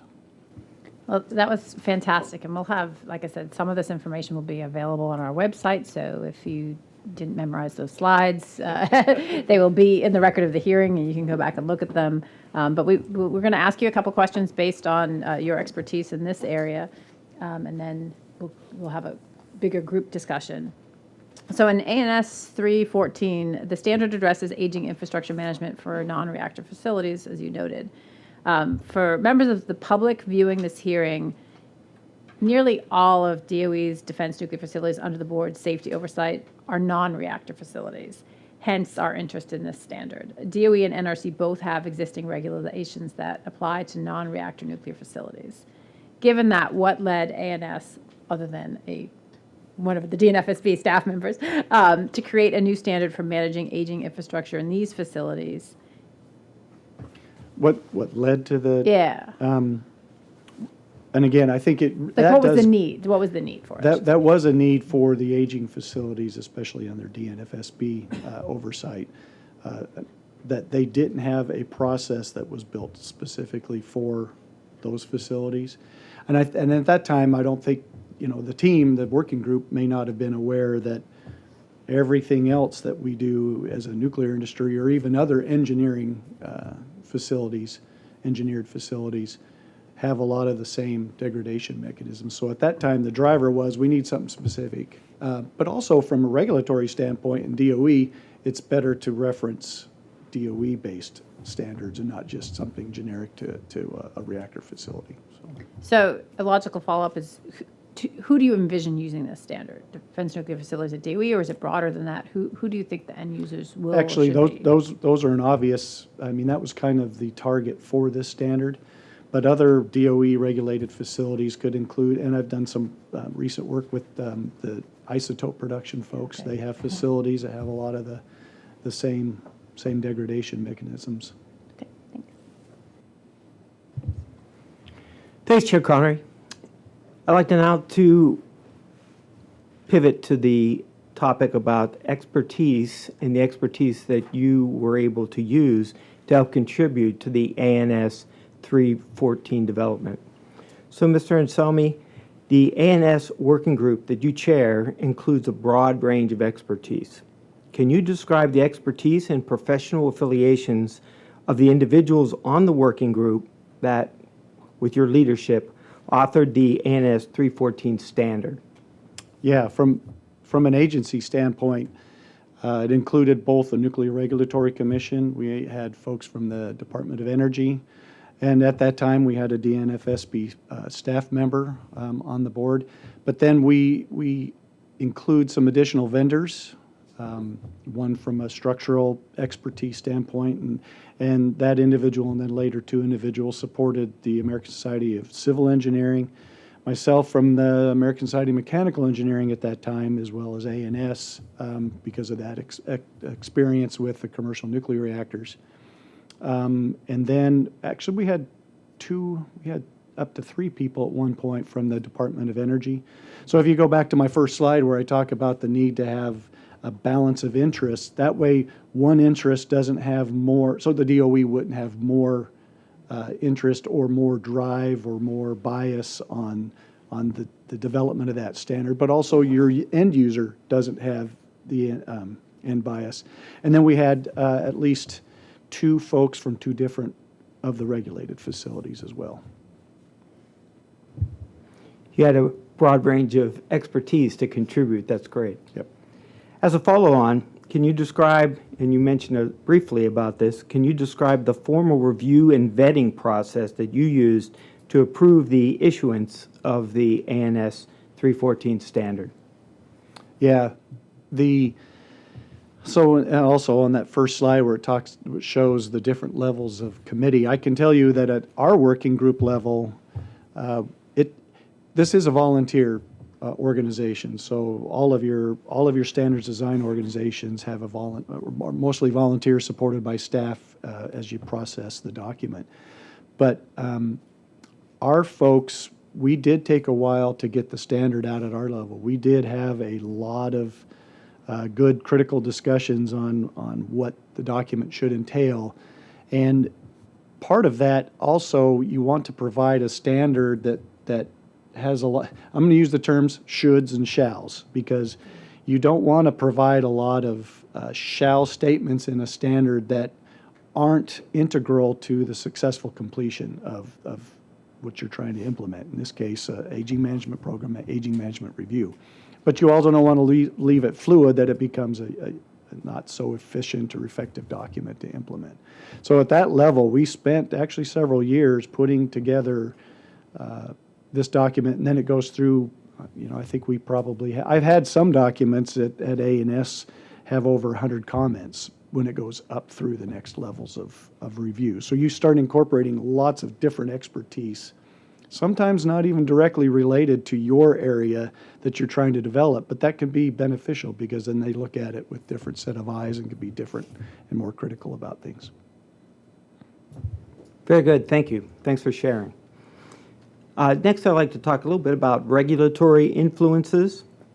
The ANS 314 standard frequently cites the NRC's generic aging lessons learned for subsequent license renewal, or GAL-SLR, that report. So my first question is, did any other existing regulations or best practices serve as models for the aging management framework that was codified in ANS 314? Yeah, no, that's a good question because we, at the time, we did have a couple of our participants were developing their aging management program, aging management review, and life extension for their facilities. So we utilized their expertise, and that would include the sites of Savannah River and Y12. And as they were developing their programs, it was an opportunity for the working group to challenge what they were implementing, as well as taking, well, what is working effectively at those facilities and implementing that as a, kind of goes back to a lessons learned while we were learning it and able to incorporate it at time of development. So there was a key part of that in developing the standard. You had mentioned Y12 and Savannah River. To what extent did the working group consider other existing or the existing sites that you mentioned?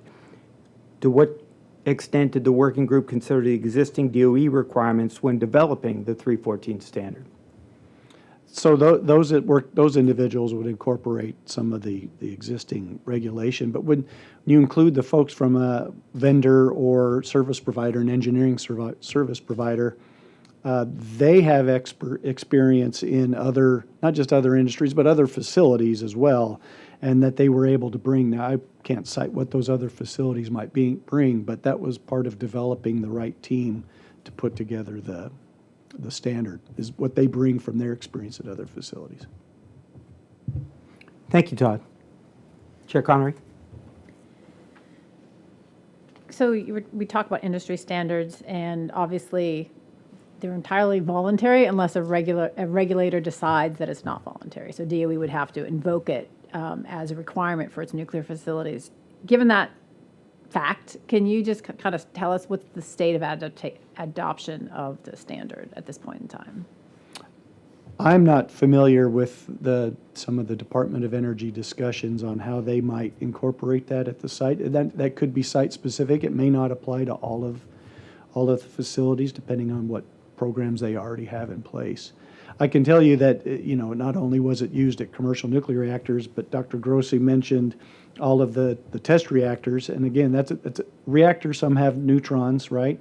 But again, all of the locations outside of the reactor would apply the same degradation mechanisms. And I had the opportunity to work on a standard with the International Atomic Energy Agency a few years ago for all of their test reactors, the same kind of process. So moving forward, do you see this being more widely adopted in other non-reactor facilities? Yeah, I do. It's a very straightforward process based on sound engineering principles and data, 30 and 40 years of operating history as well. So how are you promulgating it? Are you going out and talking about it, or presenting obviously at the IAEA and other places, or is it more people come to you and say, hey, got a standard I could use? Yeah, so I mean, as a standard design organization, they're nonprofit, or they make profit so that they can exist, right? So from a standards development standpoint, you do want the standard to be implemented because it's a revenue generator as for the standards design organizations. But we're not very prolific out there saying, hey, you need to put this in place. So it's mostly, a kind of a word of mouth or presentations. Like I've done a few recently on it as well. Get your own YouTube channel yet? I don't have social media. Well, you're going to be on social media now, There we because just to let you know, we do record these and put them up for public consumption later on. So we want to make sure that we have a chance to dialogue with kind of all of the morning sessions, so that we're going to transition into that right now. And I'll start and then turn it over to Mr. Summers. And for the audience, this is kind of our last session before lunch, but this is the fun part, the give and take. And if you guys have questions that you want to ask each other, feel free to jump in at that point in time, because we want to make sure we get the most out of the dialogue. So GAO and ANS have different roles, but you both got to think deeply about what constitutes effective regulation of hazardous and complex activities. Different models of regulation are used across government and industry. In some cases, all the requirements governing a specific topic, like aging infrastructure management, are located in a central regulation or directive. In other cases, relevant requirements may be distributed across many different sources. DOE's current regulatory framework for aging infrastructure management uses this type of distributive requirements model. So I'm going to ask you to kind of think in the theoretical versus the actual. So based on your experiences, how do you view the relative merits of centralized versus distributed requirements? And are there any attributes that are vital to making distributed regulatory models successful? So it's a softball. I'll start here. Yes. So many things about how DOE operates are distributed. So that's a theme in the work that we see. I think, the variety of facilities that are operated across the nuclear security enterprise are sort of staggering. And the number of different requirements to keep track of is very difficult. I think one of the key challenges here in making something distributed like that work is the model that you put in place for the contractor accountability. Because in DOE, everything is sort of contractor managed and operated.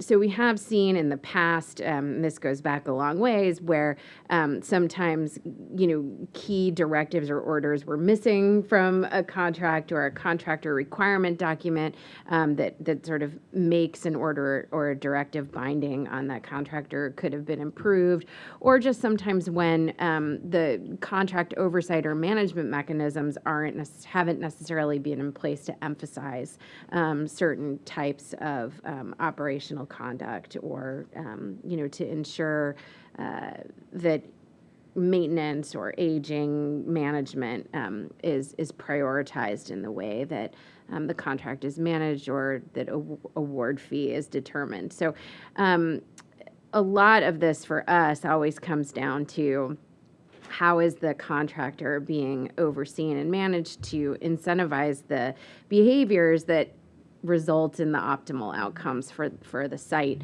And infrastructure management is absolutely a priority with respect to that. And so from my perspective, coming back to your original question, central or decentralized, either way, it really comes down to, for us, how is that operationalized in the contract oversight model?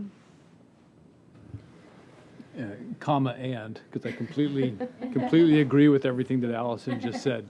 So my comma and here too is, does EM have the workforce, the right number of people with the right knowledge, skills, and abilities to actually execute that function as well? Because the money is not slowing down in terms of its expenditure, even if there are some critical shortages. And so what is being missed by having a 27% vacancy rate with nuclear engineers? What is being missed by not having, facility reps at a particular site? And so kind of underscoring your original question, I would say, where are the major gaps in the workforce? We've got a report out, issued last month that kind of isolate that, and it's publicly available, but basically shows here's where vulnerabilities exist because we don't have the right number of people with the right knowledge, skills, and abilities to fulfill the function. So Todd, did you have a comment on that, like distributed versus centralized in terms of where that type of standard should be located? So I see, I guess I have maybe a different vision on central versus spread across, but I think that you can apply a regulation across the whole complex, looking at a standard on how to implement that. And then what I see success in the commercial nuclear side is the sharing of that information. And I know the facilities have already started working together and communicating, participating in workshops on aging management and trying to disseminate how it's best to implement those requirements and make it more of a strategic combination of all of the facilities. I think the commercial nuclear industry has shown that you can have a much more effective implementation and achievement of the objectives that a standard or a regulation provides. Thank you. Mr. Summers? Thank you, Chair Connery. So my topic I'd like to switch to is talking about standards, or continuing talk about standards, and specifically about industry consensus standards. So GAO informed its leading practices relating to aging infrastructure management with the ISO 55000, which was mentioned earlier, consensus standards, and the American Nuclear Society is a major producer of industry consensus standards. So my first question is, how do you view the role of industry consensus standards in driving improvements to safety and informing essential federal regulations? Well, I'll start off. From our point of view, they're essential for considering. The standards are there for a reason. They're consensus standards. There's been a lot of stakeholders involved in the development, a lot of ideas to come down to those standards. So absolutely important for consideration and benchmarking what you're doing. Even if your particular organization, the full standard may not apply, it's still worth reviewing and seeing what may be useful for your particular circumstance. Yeah, and DOE is interesting in that, as you've mentioned, it has lots of its own standards, and then there are industry standards that are also out there that sometimes are referenced in DOE standards, sometimes are not. This is something that DOE has grappled with, and we've looked at in other contexts as well. There is something out there called the Kansas City model, which is for non-nuclear standards, but looking at sort of why are there all these DOE-specific standards for non-nuclear component production when industry standards are well understood and might be less burdensome. And so there had been some attention paid on the non-nuclear side, particularly with respect to operations at Kansas City, that could be instructive in thinking about how industry standards versus DOE's own standards are adopted. There have been looks over time at whether DOE standards create more burden and do or don't necessarily relate to a higher safety standard or a higher production standard. It's been some time since I understand anybody's sort of revisited that, but that could be, a beneficial look going forward, is sort of what are there meaningful differences between the DOE standards and the industry standards? And I'll just riff off what my colleagues mentioned just now and say that I think that industry consensus standards have a role in a little bit of a perhaps atypical way, or benefit in an atypical way too, in that EM in particular has long suffered from a trust deficit, going back to its origins. There's been mistrust by the public for sometimes earned reasons, even though perhaps it was decades ago in certain cases, and having industry consensus standards, I think sometimes can provide a little bit of a layer there of trust that can help for EM. Yes, yes, and yes. How's that? And really, if there's, as an industry, any industry, if you find a need for a standard that could fill a gap, especially like with a new technology, even A&S, we're looking at AI standards, and some of those are going to be hard to tackle, right? But any industry, especially a long-standing industry, if there's a gap, that's what a standards organization can do. You put the working group together and you start closing that gap. And then it goes back to the OMB A119 circular I mentioned, that the federal federal agencies also need to participate. I mean, it's an expectation to help ensure that it's going to be a product that because, a federal agency would rather have a consensus standard than trying to put their own regulation into place. It'd be easier to say, this is a standard that meets our requirements, these are the requirements we want. And then there was one point that I already forgot that I was going to bring up for you, so I guess I'll have to remember that in a second. We'll give you a little bit of time. Thank you. As a follow-up, and Todd, you just mentioned as far as the potentially new types of standards like AI and what the impacts are of AI. Are there any areas where each of you think that there are new or expanded industry consensus standard coverage that would be particularly beneficial to the enterprise?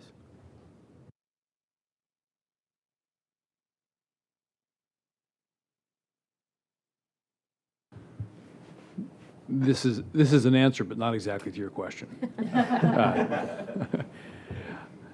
It would benefit EM greatly to have optimization models in place, and I know that's not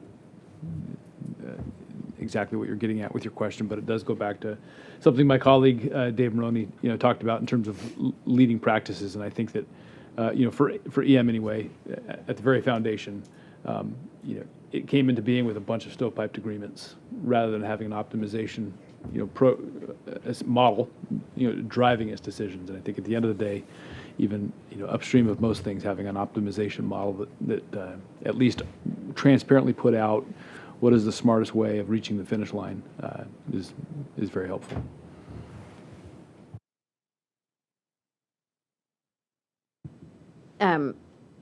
One of the things that we're starting to see happen, and I think this is beneficial, it's not quite a standard, but it is standardization, is there was some discussion earlier about infrastructure that is maybe lower risk. So balance of plant sorts of things, office space, to a certain extent things like fire stations that are critical to a site's operation aren't in and of themselves nuclear facilities and often need replacement and are essential to just a site's operation. One of the things we're starting to see is a move towards standardized construction of those types of facilities that can really aid in quicker construction, reduce costs for design. And so there are, I think, those kinds of opportunities to think about reconceptualizing the sites where they have shared standard infrastructure that can maybe take the burden off of some of these quite hazardous type projects and allow sites to focus on those areas that are unique.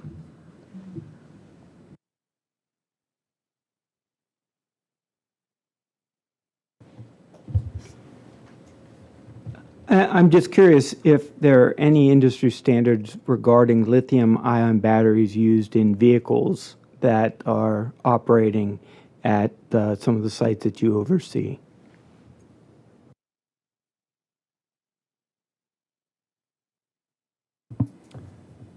Well, I don't oversee any sites, but and I know at the Idaho National Lab, we do a lot of research in that area, and I'm not familiar with whether there is a standard or not, maybe from the IEEE folks, but this is a case that if there is a need for a standard, that we could utilize the research that's gone on in that area and the folks who develop some of those lithium-ion batteries and come together for a standard in managing how to ensure you're doing the right condition monitoring, et cetera.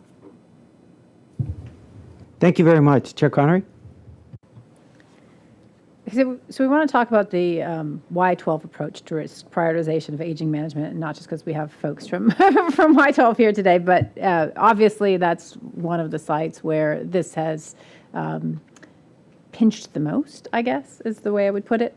So ANS 314 contains an appendix for informational purposes that you were mentioning earlier that addresses risk prioritization of aging management and life extension activities.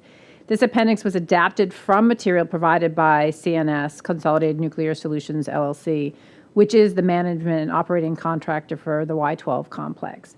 This topic intersects with work that I think both of you have done, both ANS has done and both GAO has done. So I'm going to start with Mr. Anselmi. Could you describe the key attributes of Appendix B on risk prioritization of aging management and life extension activities? Well, I do have a copy of it right here. I can read out of it. No, the basis for that appendix, I'm going to kind of veer off a little bit because I remember Mr. Maroney bringing up something on, data assets on the criticality. So if we have a facility that's done a good job of identifying, well, what are the critical components, not just from safety, but from, mission success, then once you take those and you have limited amount of funds that are competing for all of the funding, the projects are competing for the funding. So that appendix is intended to look at, well, what is the function that the equipment provides and helps prioritize, and I don't recall the details in that appendix specifically, but then how do you apply the funding to the specific projects that require funding over time? And it's something similar I've done at my facility. I know it's a reactor facility at the Advanced Test Reactor, but I haven't quite utilized that appendix, but it's a very similar approach where you look at the risk and the criticality of the equipment and say this requires funding because we think it's got closer to failure.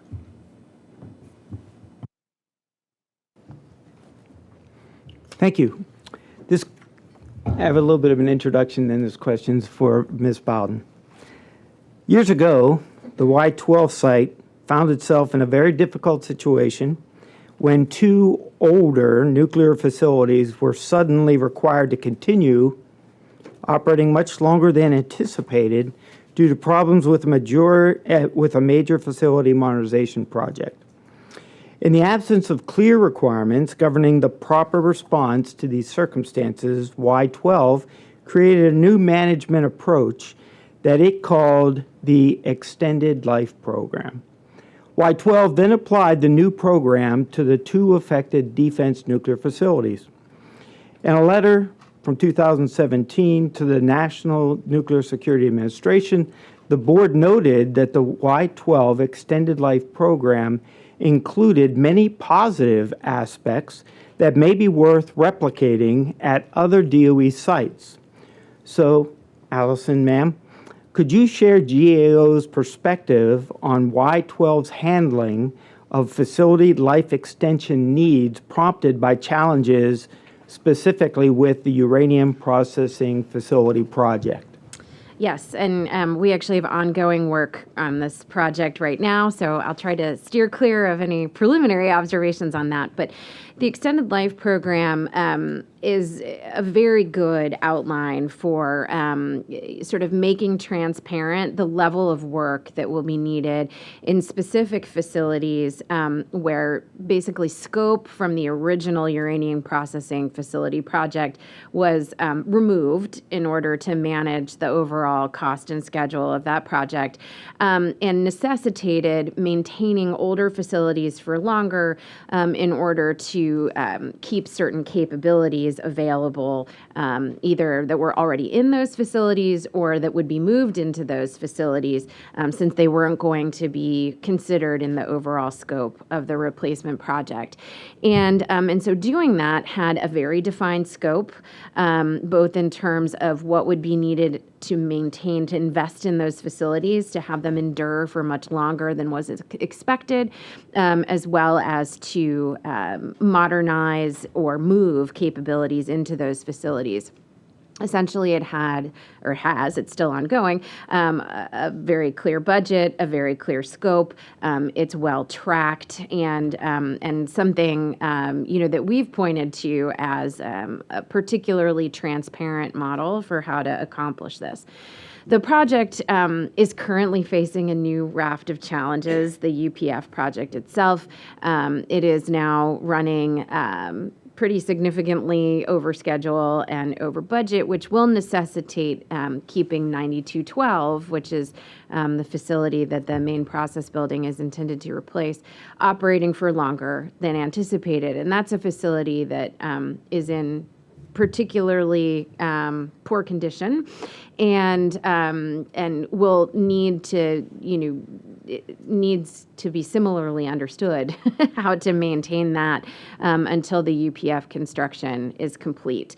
There are activities ongoing there to think about that work, but the extended life model is one that could be very helpful for thinking about 9212 now, and helpful in other places in the complex, especially where we've seen proposed construction projects deferred or paused to replace other capabilities, or to think about how to right-size facilities and make use of adjacent infrastructure for longer than intended. Chair Connery? Well, I want to thank our panelists this morning, Mr. Maroney, Ms. Bodwin, Mr. Anderson, Mr. Anselmi, for your participation in this hearing and your willingness to share your expertise and unique perspectives. I think we've heard a lot this morning. I can't synthesize it all. I think the importance and value of consensus standards, in so much as you have a lot of stakeholders engaged with a broad range of experience, can provide standards that are adaptable to different experiences. The note that contractor accountability is probably as important, if not more important, than whether it's a centralized or distributed standards system. We heard loud and clearly that an optimization model for EM would be something that you all think is a good idea, and then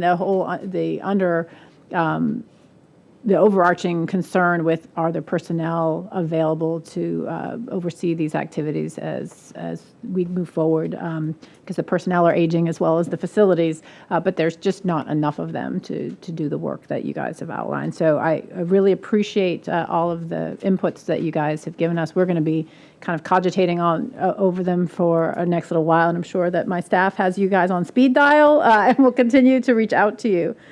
So at this time, we're going to take a lunch break. We're going to come back at 1 o'clock. There's a 2-hour time period, so you should have plenty of time to nourish yourself, enjoy the sunshine, and all that Washington has to offer.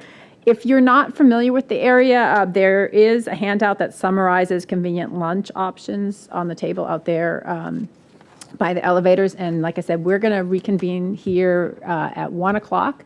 To have a session in the afternoon with our afternoon panelists. So again, thanks everybody for coming, and we're going to suspend the hearing at this time until we reconvene at 1. So thank you.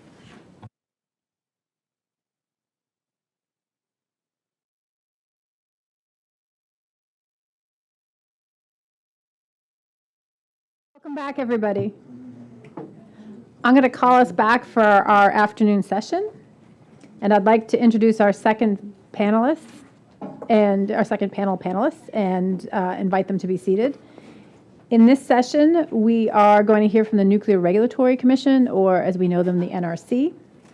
The NRC is recognized as a worldwide leader in regulation of nuclear power reactors as well as non-reactor nuclear fuel cycle facilities. This afternoon, we'll also hear from the U.S. Army Corps of Engineers. The Corps of Engineers manages a broad array of United States critical infrastructure. And finally, we'll hear from the National Aeronautics and Space Administration, as you know, NASA. Like DOE, NASA is responsible for safely managing a diverse complex of strategic infrastructure in service of an important national mission.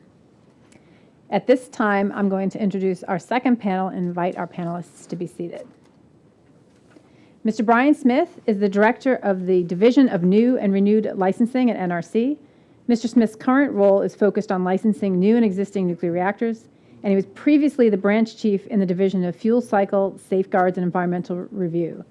Mr. Smith is uniquely qualified to discuss the aging management approaches at both nuclear reactors and non-nuclear facilities that the NRC regulates. Mr. Peter Dodgen is the branch chief for asset management in the Civil Works Division of the U.S. Army Corps of Engineers. The Army Corps of Engineers Division of Civil Works is involved in developing and managing the nation's water resources. This includes designing and constructing harbors, waterways, dams, and reservoirs. Mr. Dodgen's organization plays a crucial role in maintaining and optimizing water resources infrastructure for the benefit of the public and the environment. Dr. Joel Carney is the Assistant Administrator of Strategic Infrastructure at NASA. Dr. Carney's office focuses on NASA's infrastructure challenges, working with mission directorates and NASA centers to ensure mission-critical assets are safe, ready, and reliable. Dr. Carney manages more than 5,000 facilities and assets in NASA's portfolio while constantly looking for opportunities to consolidate and revitalize NASA's infrastructure. Dr. Eric Weiser is the Director of Facilities and Real Estate Division within the Office of Strategic Infrastructure at NASA. Dr. Weiser's team provides functional leadership for all NASA facility engineering programs, including master planning, facility planning, design, construction, operation, maintenance, and real estate management. His team also provides consulting and analysis tools to support decision-making about NASA's real estate and infrastructure.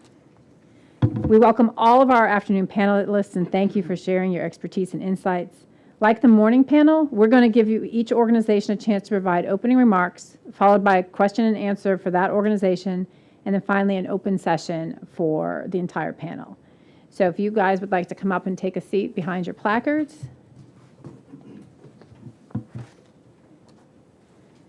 So this is a similar structure to what we did this morning.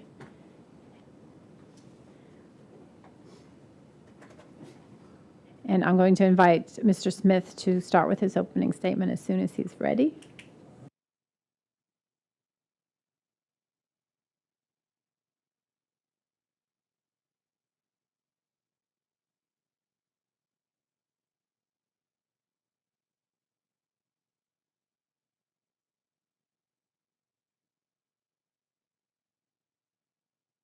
There we go. That's the right button. All right. Chair Connery and Vice Chair Summers, thank you very much for inviting me today. I'm excited to be here. Look forward to the presentation and the questions and answers. So my name is Brian Smith, Director of Division New and Renew Licenses at the NRC. I'm here to talk to you about our approach to aging management for nuclear fuel cycle facilities and power reactors. When I say fuel cycle facilities, what I mean by that are those facilities that are involved in the process for producing the fuel for the commercial power reactors as well as for the Navy, but not including the uranium mining and milling. So uranium conversion, enrichment, fabrication. So next slide, please. The regulatory frameworks for fuel cycle facilities and power reactors differ with respect to how aging management expectations are defined. The regulations for fuel cycle facilities are performance-based and do not specifically identify the need for aging management. However, it is implicitly addressed through the required management measures. These licensee-defined measures ensure that items relied on for safety, or IROFs, are available and reliable on an ongoing basis, including during license extension or what we call license renewal. In contrast, the reactor regulations generally provide much greater explicit expectations for the management of age-related degradation issues. Several regulations address component maintenance and other management activities throughout the entire plant life, while license renewal requires an additional layer of aging management. In both approaches, NRC inspection oversight collects information about licensee performance and ensures that licensees appropriately respond to aging issues to maintain safe operation. Next slide. The Licensee's Safety Program and Integrated Safety Analysis, or ISA, identify and demonstrate how the risk from high and intermediate consequence events are appropriately minimized. These events are specific to each facility and determined by conducting a hazards analysis using various techniques to identify accident sequences. Examples of accident sequences may include a radiological release due to a detonation of a hydrogen gas leak, a gaseous release of uranium hexafluoride, or a nuclear criticality. Once these accident sequences are identified, their consequences and likelihoods are determined and are then compared against what we call the performance requirements. These are radiological and chemical exposure thresholds for workers as well as the public for high and intermediate consequence events, as well as the qualitative and quantitative likelihoods of the accident sequences themselves. IROS, which include components, equipment, and licensee activities, are then identified to prevent or mitigate the consequences of the accident sequences. Management measures ensure those IROS remain available and reliable. Next slide, please. Fuel cycle facilities follow a consistent aging management framework throughout the entire facility life, including license renewal periods. As discussed in the prior slide, this includes IROFs and associated management measures to minimize accident risk. The ISA, management measures, and the overarching facility safety program are established at the beginning of operation and continue to be updated throughout the facility life. The ISA summary is maintained as a living document and submitted to the NRC for review.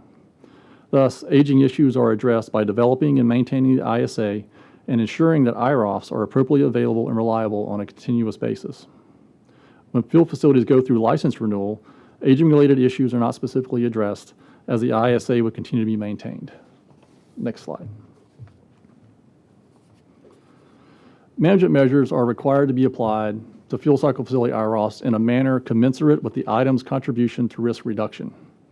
These measures include preventive maintenance, personnel training, inspection procedures, incident investigations, and application of quality assurance elements to IROFs. General expectations are provided in NRC guidance. However, the applicants and licensees propose the specific details for NRC review and approval. The NRC's licensing reviews and oversight program verifies their effectiveness. Next slide, please.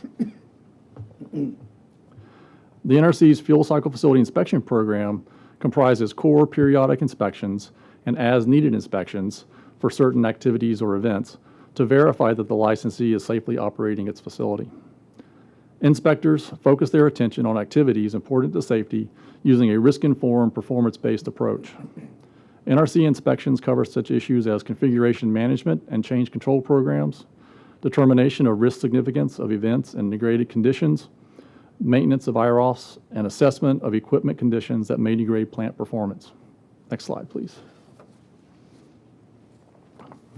So now moving on from fuel cycle facilities to power reactors, the systems, structures, and components, or SSCs, of interest for aging management are first defined by whether they are safety related or if their failure could affect a safety related component.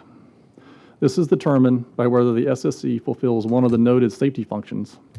And these are to maintain the integrity of the reactor coolant pressure boundary, the capability to shut down the reactor and maintain it in a safe shutdown condition, and prevent or mitigate the consequences of accidents with potential off-site exposure. As I'll explain shortly, renewal aging management activities focus on a specific subset of these safety-related SSCs, those that are passive and long-lived. Additionally, aging management is performed for certain non-safety related SSCs for issues of heightened importance. These are associated with 5 regulations that address fire protection, environmental qualification of equipment to ensure it can perform under accident conditions, pressurized thermal shock of the reactor pressure vessel, reduction of risk that the reactor shutdown or the SCRAM system fails during an accident, and station blackout or loss of off-site power. Next slide, please. Similar to the fuel cycle facility framework, reactor licensees are required to meet several regulations to account for materials degradation throughout the entire plant life. Many regulations are broadly applicable, such as the requirements to maintain a quality assurance program, the maintenance rule to monitor component condition, and the use of codes and standards that govern inspections and testing. Some regulations are targeted to a specific degradation topic, such as monitoring the radiation embrittlement of the reactor pressure vessel. License renewal extends the original 40-year license in additional 20-year increments, and it includes additional requirements. First, aging-related calculations from the original license, or time-limited aging analyses, need to be reevaluated to account for the longer plant life. An example of this would be an assessment of the additional mechanical loading cycles for metal fatigue. Second, additional aging management inspections and other activities are applied to components that may have received less attention earlier in plant life as they were considered inherently reliable. This applies to passive long-lived components like a pipe wall or water storage tank that are not periodically replaced. Next slide, please. The generic Aging Lessons Learned Report, or GAL report, like we heard about this morning, supports predictable and consistent NRC licensing reviews by identifying one acceptable approach to managing aging. However, applicants for renewal can always propose an alternative. The GAL report identifies aging effects that must be managed, such as cracking or corrosion, based on a component's material of construction and service conditions, and defines aging management programs to monitor or inspect for those issues. An example is the Gall Reports program for buried piping, which includes both preventive measures and periodic inspections to ensure that corrosion and other aging effects will not challenge the pipe's safety function and extended operation. The Gall Report was developed with input from the industry and other stakeholders. Next slide, please. The License Renewal Inspection Program verifies that licensees are effectively implementing their approved aging management programs. NRC inspectors review plant documentation and interview site personnel to ensure that inspections are being completed, operating experience is evaluated and used to enhance plant programs, and corrective actions are appropriately taken when degradation is found. The Renewal Inspection Program is a complement to the NRC's baseline inspections that cover the entirety of plant life. The baseline inspection program includes oversight of many of the regulated activities shown on an earlier slide, such as quality assurance, maintenance effectiveness, and implementation of the ASME Code in-service inspection program. Next slide, please.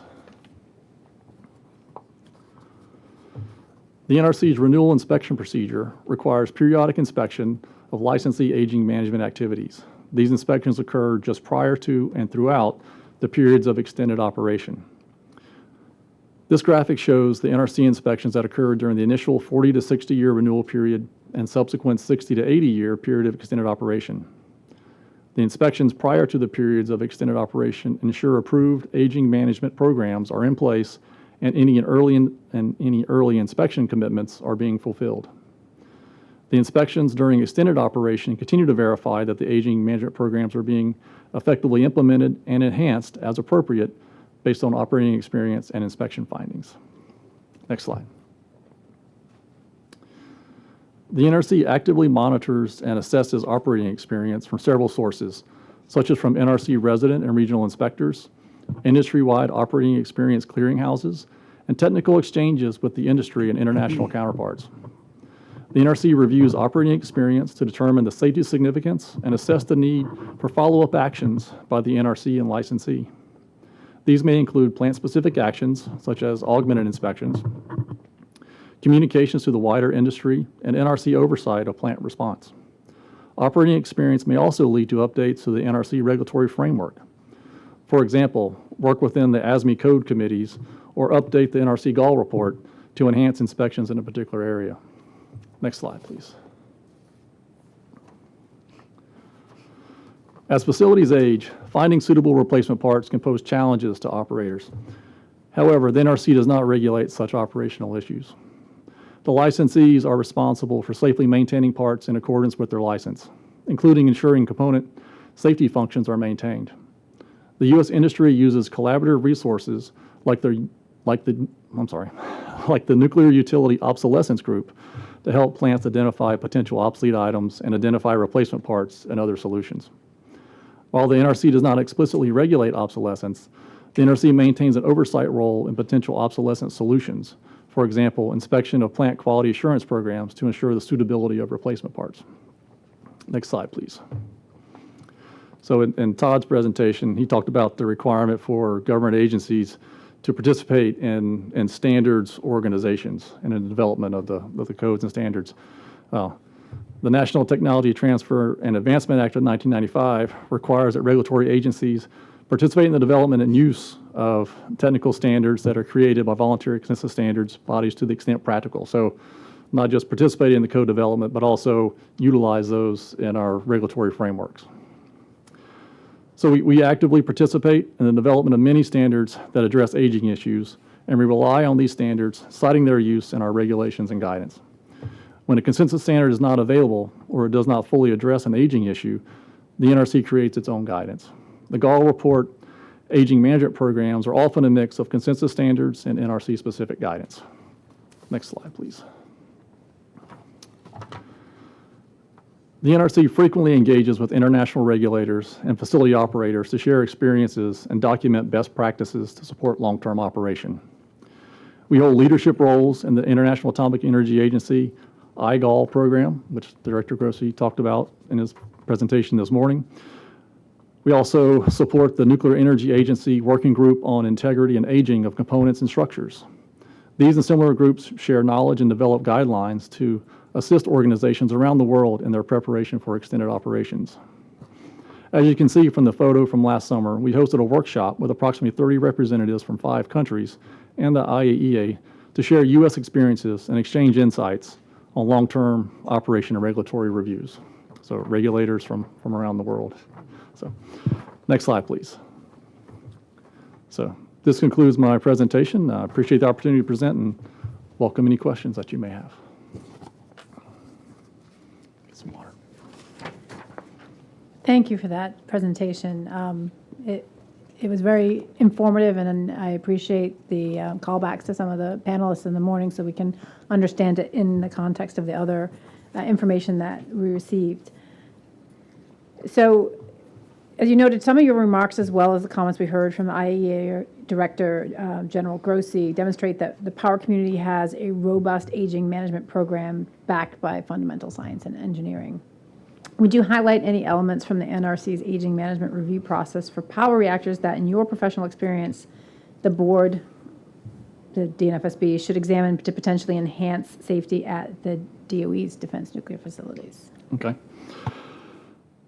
So when we do a license renewal review, one of the most important aspects of it that we do is looking at the site-specific operational experience, primarily to evaluate the adequacy of their proposed aging management programs. A lot of times, most every time, they utilize our guidance in the development of their aging management programs.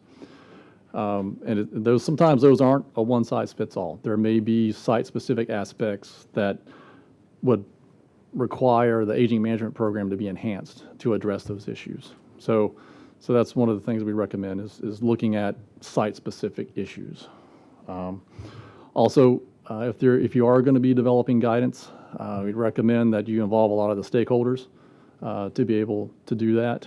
We went through a long process in the development of the original GAL guidance and then the update of the guidance to address subsequent license renewal. So working together to be able to come up with proposed guidance or programs.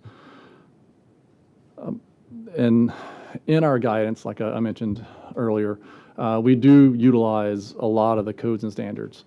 The slide that I had that showed the various organizations, all of those are referenced in our GAL guidance document. So utilizing a lot of different codes and standards, supplementing where necessary. Finally, inspection would be an important part of any future program as well, to ensure not only that the aging management programs are being implemented, but that if they do identify aging issues, that they fully address those and enhance their aging management programs as necessary. Thank you. Mr. Summers? Thanks, Chair Connery, and thank you, Brian. I'd now like to ask and talk a little bit about aging management of active and passive structures, systems, and components. Safe operation of reactors and fuel cycle facilities rely on a combination of active and passive structures, systems, and components. Active and passive safety controls obviously have different failure rates and different aging mechanisms. So my question is, as facilities progress through their life cycles, how does the NRC's regulatory approach handle aging management for active and passive systems in fuel cycle facilities? Okay. As I mentioned in my presentation, the licensees are required to perform to conduct an integrated safety assessment, integrated safety analysis, ISA. And in doing that, they have to identify the various accident sequences to ensure that the performance requirements are met, to ensure that high consequence events are highly unlikely and intermediate consequences are unlikely. So two kind of qualitative terms there that the licensees actually define in their methodology to us. And so when they initially do their ISA, they have to come up with reliabilities of their IROFs, their items relied on for safety, to ensure that those accident sequences remain unlikely or highly unlikely throughout the life of the plant. And so that's where the management measures come into play. Preventive maintenance, corrective maintenance, testing, surveillances, all of the typical things that you would expect in a program like that, quality assurance. for both active and passive components in a fuel cycle facility. Very good. Thank you, Brian. Now I'd like to talk a little bit about detection and monitoring and have a couple of questions on that topic. In your statement, you indicated that the NRC regulations expect items relied on for safety to be available and reliable to perform their safety function. DOE expects the same from its credited safety systems. So my first question is, one of the best practices that our board staff here has encountered in this regard is a site that performs complete failure modes and effects analysis of a safety system. Would you please comment on benefits of this practice from your experience across the NRC? Okay. Failure modes and effect analysis is one methodology that we recommend for our licensees to follow when they're conducting their ISA. We have a guidance document called NUREG 1513, which is our ISA guidance document. I think that's the actual title of it. And in there, it mentions a number of different methodologies and techniques, failure mode and effects analysis being one of them. HAZOP, what if, checklists, even fault trees, like if you want to do like a PRA type thing, actually doing fault trees. So depending upon the complexity of the system or the accident sequences involved, the licensee may use one or a combination of the different techniques in evaluating their facility. Thank you. My second question is, another best practice that our board staff has observed is a site that adjusted its frequency for surveillance and monitoring of an aging safety system after observing an increased rate of degraded performance. So my question is, would you describe how the NRC would treat such a situation? Well, our licensees obviously would address that situation, and we would probably would expect them to do something very similar. Either change their inspection frequency to verify the reliability, availability of the IROFs, or they could repair, refurbish, or replace the IROFs itself. In a fuel cycle facility like these, changing out IROFs or addressing IROFs like this is a little bit easier than, like, say, a power reactor, where you have much lower radiation dose fields and such, where you can do things like that. As I said earlier, they have to satisfy their performance requirements throughout the life. So those accident sequences have to remain either unlikely or highly unlikely through the maintenance of the IROFs. Thank you. Chair Connery?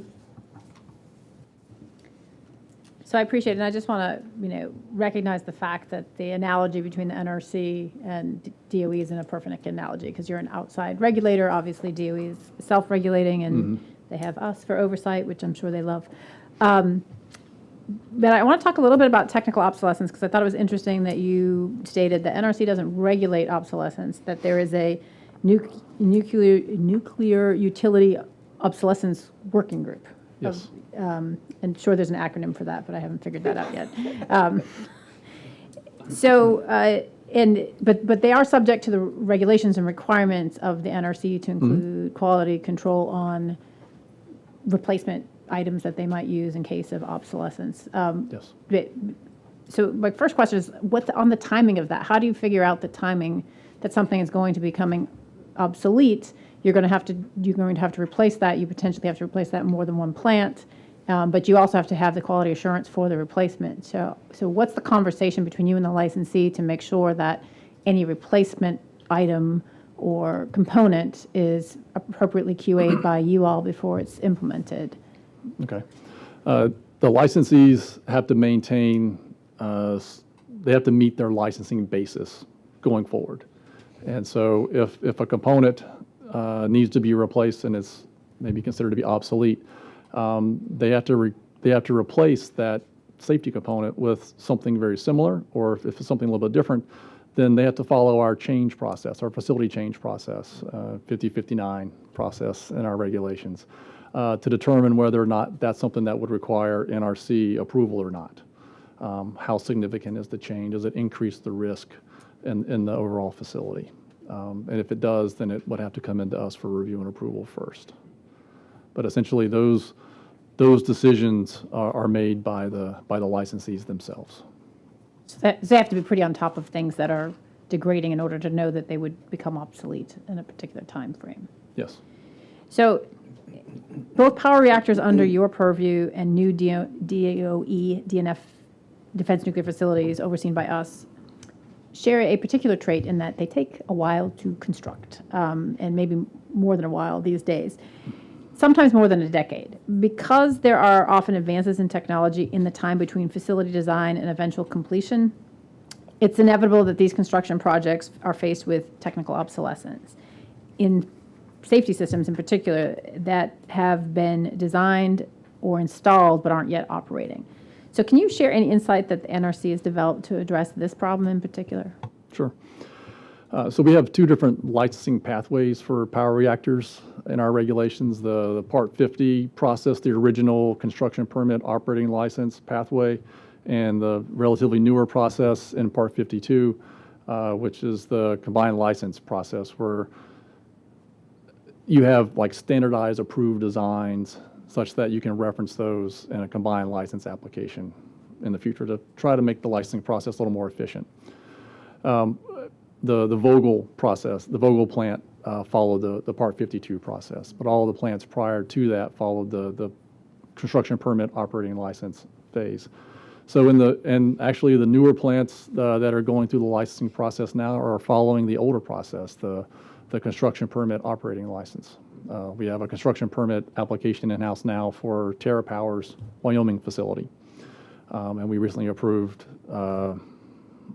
Kairos construction permit for a test reactor in Tennessee. But in the older process, in the construction permit applications, it's more of a preliminary design, which we review and approve for them to allow them to start construction.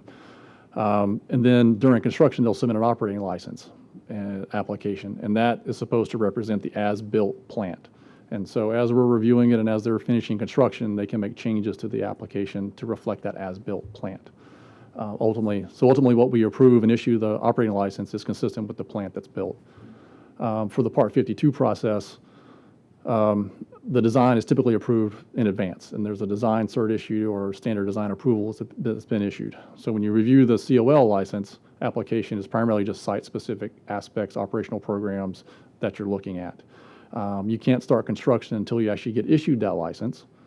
So there's pros and cons for either way you want to go there, but that's the way the Vogtle went. And so during the Vogtle construction, there were a number of different changes that they identified, whether it was obsolescence or just optimizations in the construction that they wanted to do, that required a number of different license amendments that had to be applied to us for approval. I think it was around 200 actually during that extended construction period time.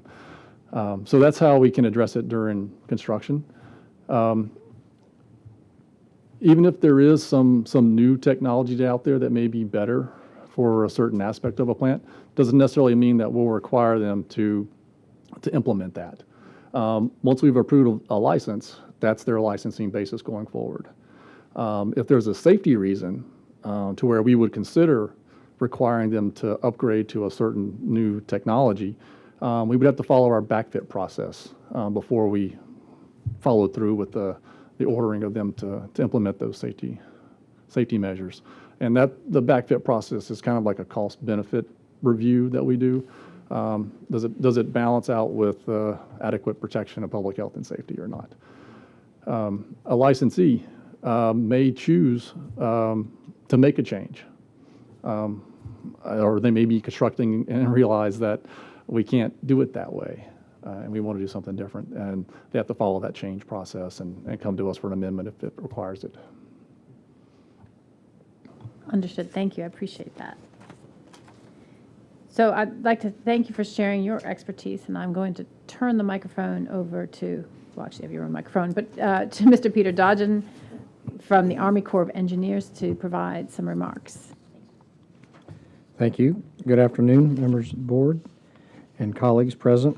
I'd like to give a brief opening comments describing the U.S. Army Corps of Engineers Civil Works Infrastructure portfolio. After that, I'll describe some topics about aging infrastructure.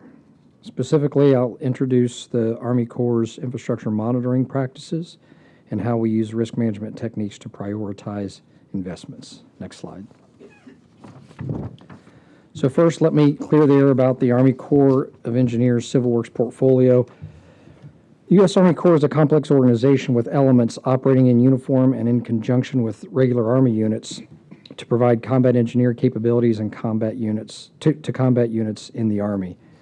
The U.S. Army Corps also has significant human assets engaged in delivering engineering and facility services to the Department of Defense, again, to the combat and sustainment side of the Army and the U.S. military. The Army Corps of Engineers Civil Works, however, plans and designs, builds, and most significantly operates and maintains civilian infrastructure across the nation. This infrastructure serves civilian purposes and is operated and maintained by civilians for public benefit.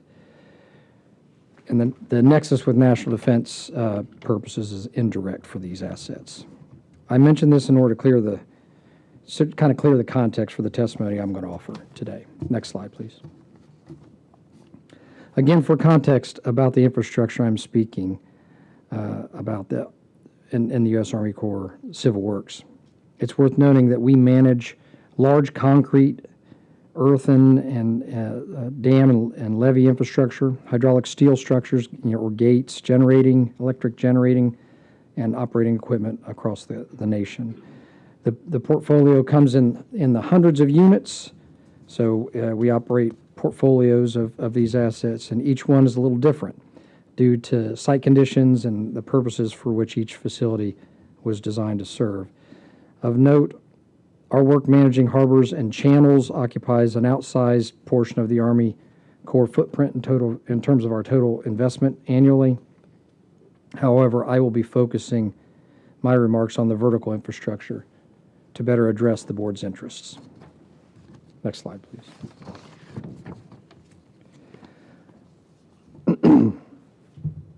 One last slide about the Civil Works context. Many observers don't notice, but the Army Corps is the leading provider of recreation in terms of visitation across the country. So we manage significant recreation assets.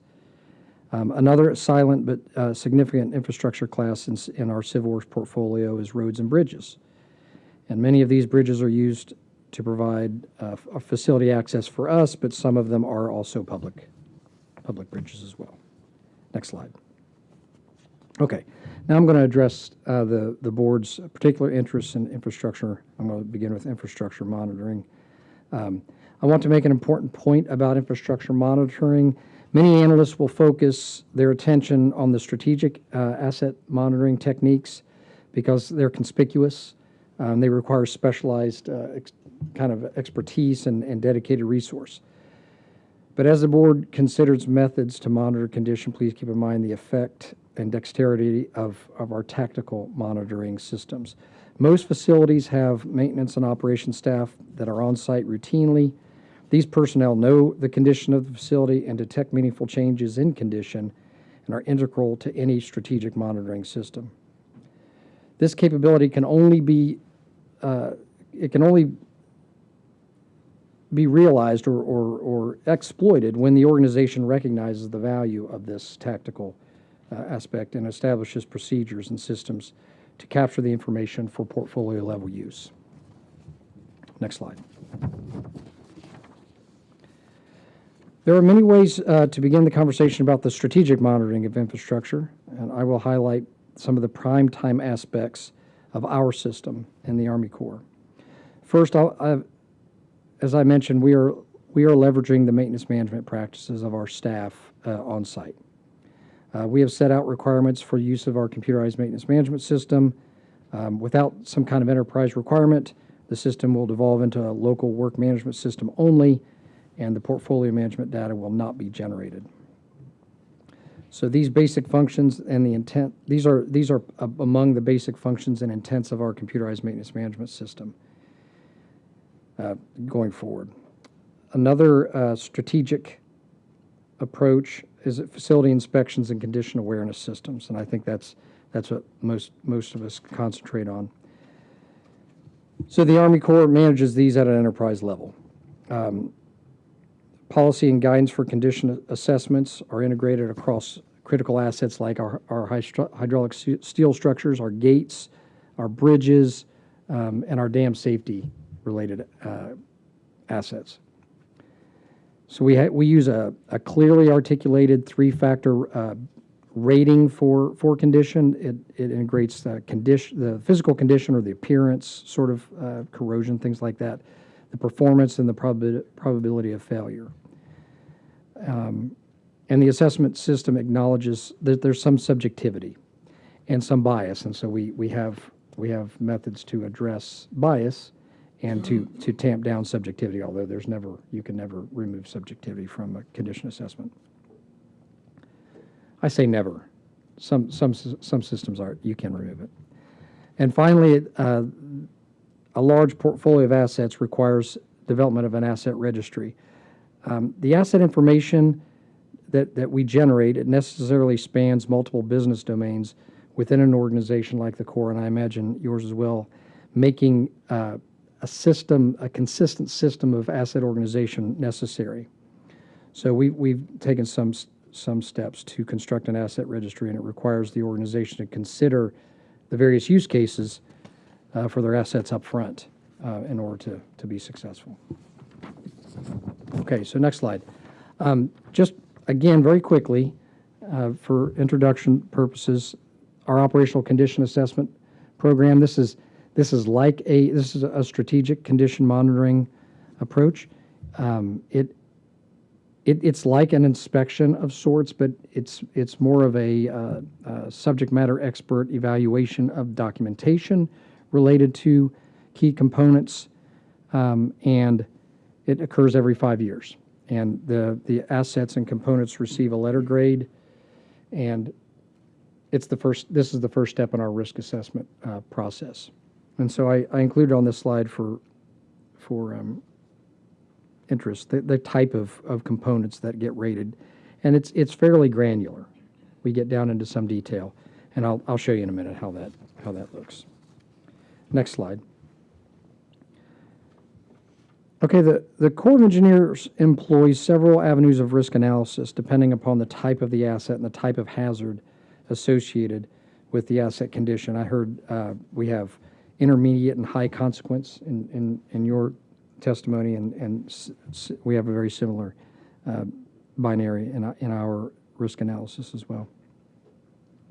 One consistent theme across both domains is a paradigm of condition being a surrogate or a driver for the probability of failure, and the economic impacts or life safety being the most prevalent consequence factors in these analyses. Next slide. Within our dam safety, I want to talk about the dam safety risk management approach because I think it might be very similar to some of the hazards that you all face. For the most part, these hazards are characterized by very unlikely structural events, typically associated with the dam structure itself, with potentially catastrophic consequences. And these hazards require special attention both because they're relatively low likelihood and because of the nature of the consequences. So vigilance is required. And the U.S. Army Corps Civil Works applies special attention just in order to maintain awareness of the failure modes as well as any changes in the probability of those failure modes occurring. And this attention includes routine measures performed periodically through the life of the facility, and as well as special actions when an event or a periodic activity uncovers a concern. Next slide.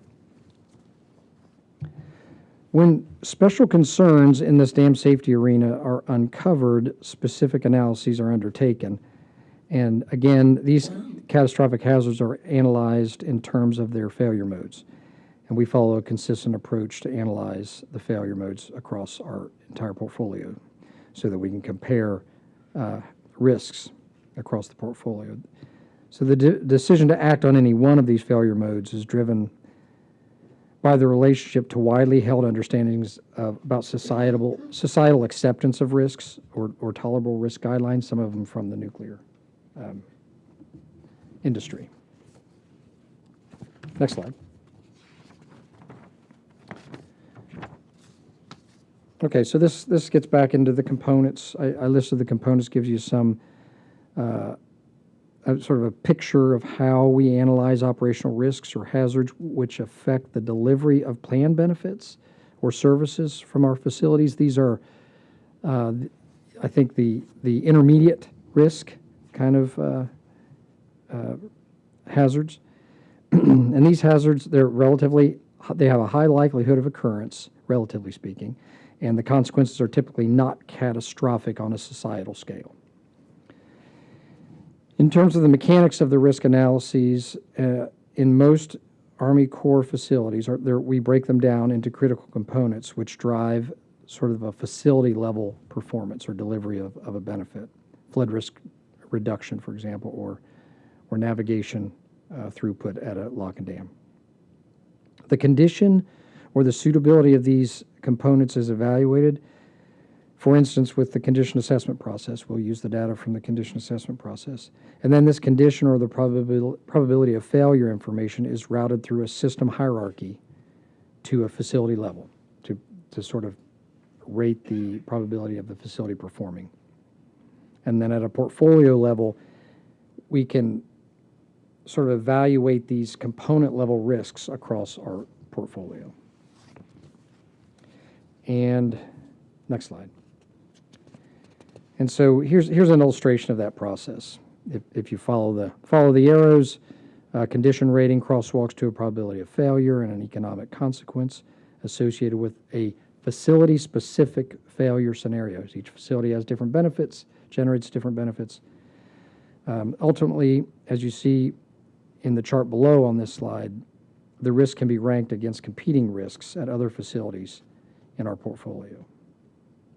And this leads to the discussion about prioritization. Next slide. So the Army Corps Civil Works has several use cases which require this facility or component level investment prioritization. This is a national view displaying the inland navigation facilities in the central United States along with the relative risk exposure that each presents. So this is above the components. This is at a facility level. We know which facilities are in jeopardy.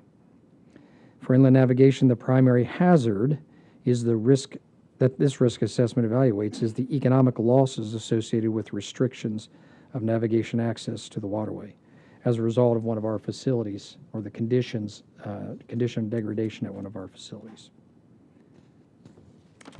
And the last thing I want to say about this is that, one of the most compelling prioritization processes in the civil works arena involves our annual budget process. And looking 2 years out, thankfully our facilities age and degrade over years and not, weeks and months. And so we have a 2-year out budget cycle. And this kind of depicts how we bring sort of tactical level information together with strategic information and turn that into risk and make budget prioritizations, pump that in through our execution process and then continue rolling forward. And we are, to the extent that we continue these dialogues, one of the important initiatives that we're working on is to create long-term life cycle plans so that we can somewhat get out of this near-term cycle. So, subject to any questions, I think I'm within time.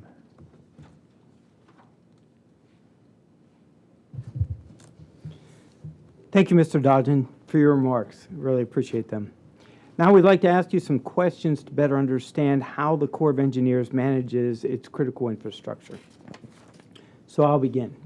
First topic is the evaluating condition of assets.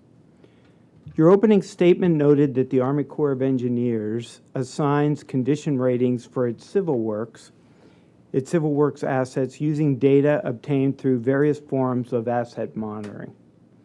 A condition assessment results in a rating that provides information on the remaining useful life, probability of failure, or the associated risk of the asset being monitored.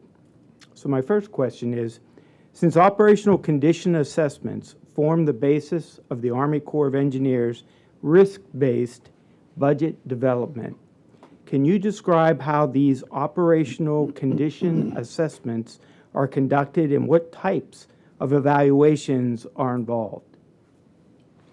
Yeah, so the assessments themselves are conducted by typically a team of engineers and maintenance savvy individuals. They don't have to be engineers, visiting the site.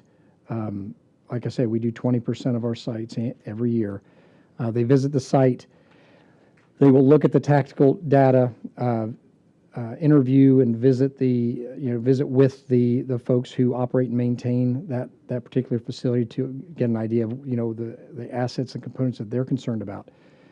And going through the asset registry that I mentioned that indicate all the critical pieces, components of that facility, they'll sort of go from top to bottom, looking for maintenance data or other inspection data. Engineers will sometimes visit the facility to do formal inspections of dam gates or there'll be an electrical, an evaluation of the electrical components, things like that. And dam safety, the dam safety community visits the dam on a periodic inspection routinely, and they analyze the dam for its structural, primarily it's the hazards associated with adverse structural events, the catastrophic, highly unlikely catastrophic events. But in doing that, they invariably, they will identify other issues, and they'll document those issues in their periodic reports. So this team will look at this existing data and the testimony of the operating staff and the maintenance staff. They'll look at certain assets when that's necessary. And to the extent that we have a reference for the letter, we use this letter grade, this A through completely failed rating system. If there's a reference, they'll bounce this information off of a reference and then assign a letter grade, and then from that point on, it all happens rather mathematically. There are a few assets I mentioned that there's no way to remove subjectivity for our electrical components. Obviously, I'm sure people realize that you can rate electrical components largely off of objective measurements, temperature, and various electrical parameters. But for the most part, there's some human judgment based on that literature and the testimony of people on the site. Thank you. I appreciate your description. My second question is, do you change the evaluation techniques for the operational condition assessments based on whether a specific component is passive or active? Help me understand what you mean by passive or active. For instance, if you have specific sensors that are telling you or feeding you data about a specific component or infrastructure piece, that would be, I believe, considered to be active. Passive, on the other hand, would be a structure similar to maybe a piece of steel girder or some structure that you could do a visual inspection of, say, potentially, but is not actively being pinged for the evaluation information that goes into whether or not the infrastructure is aging or deteriorating in some way. Is that helpful? Yes, most of the components, I believe most of the components that are in our operational condition assessment program would be considered active. So I'd say there probably isn't much of a difference, because I don't know that we have any components that would be classified as passive. I would like to look and see if that's true, but I think it's mostly true. So based upon your answer then, both the active and passive essentially would be treated the same, Yes. as far as you understand. Yes. Very Yes. good. Okay, thank you very much. Appreciate your answer. I hope from my team that I gave a good description of your question. Chair Connery. Yeah, you mentioned that if the dialogue continues, I'll tell you as soon as I got your slide deck, the staff was so excited by the detail of your slide deck that you will be getting calls from them. So one of the things I wanted to talk about was a specific software tool called Builder. And to the extent that you're familiar with it, the National Nuclear Security Administration uses a sustainment management program called Builder, which was developed by USACE Engineering Research and Development Center at the Army Corps. So the Department of Defense has mandated the use of Builder across all of its components, including the Army Corps of Engineers. How does the operational condition assessment process differ from other sustainment management systems like Builder? How are they different and how do they interact? Okay, well, that's a really good question. So Builder is let's try to describe it this way. The Sustainment Management System, SMS, is a suite of data sets for specific types of facilities, okay?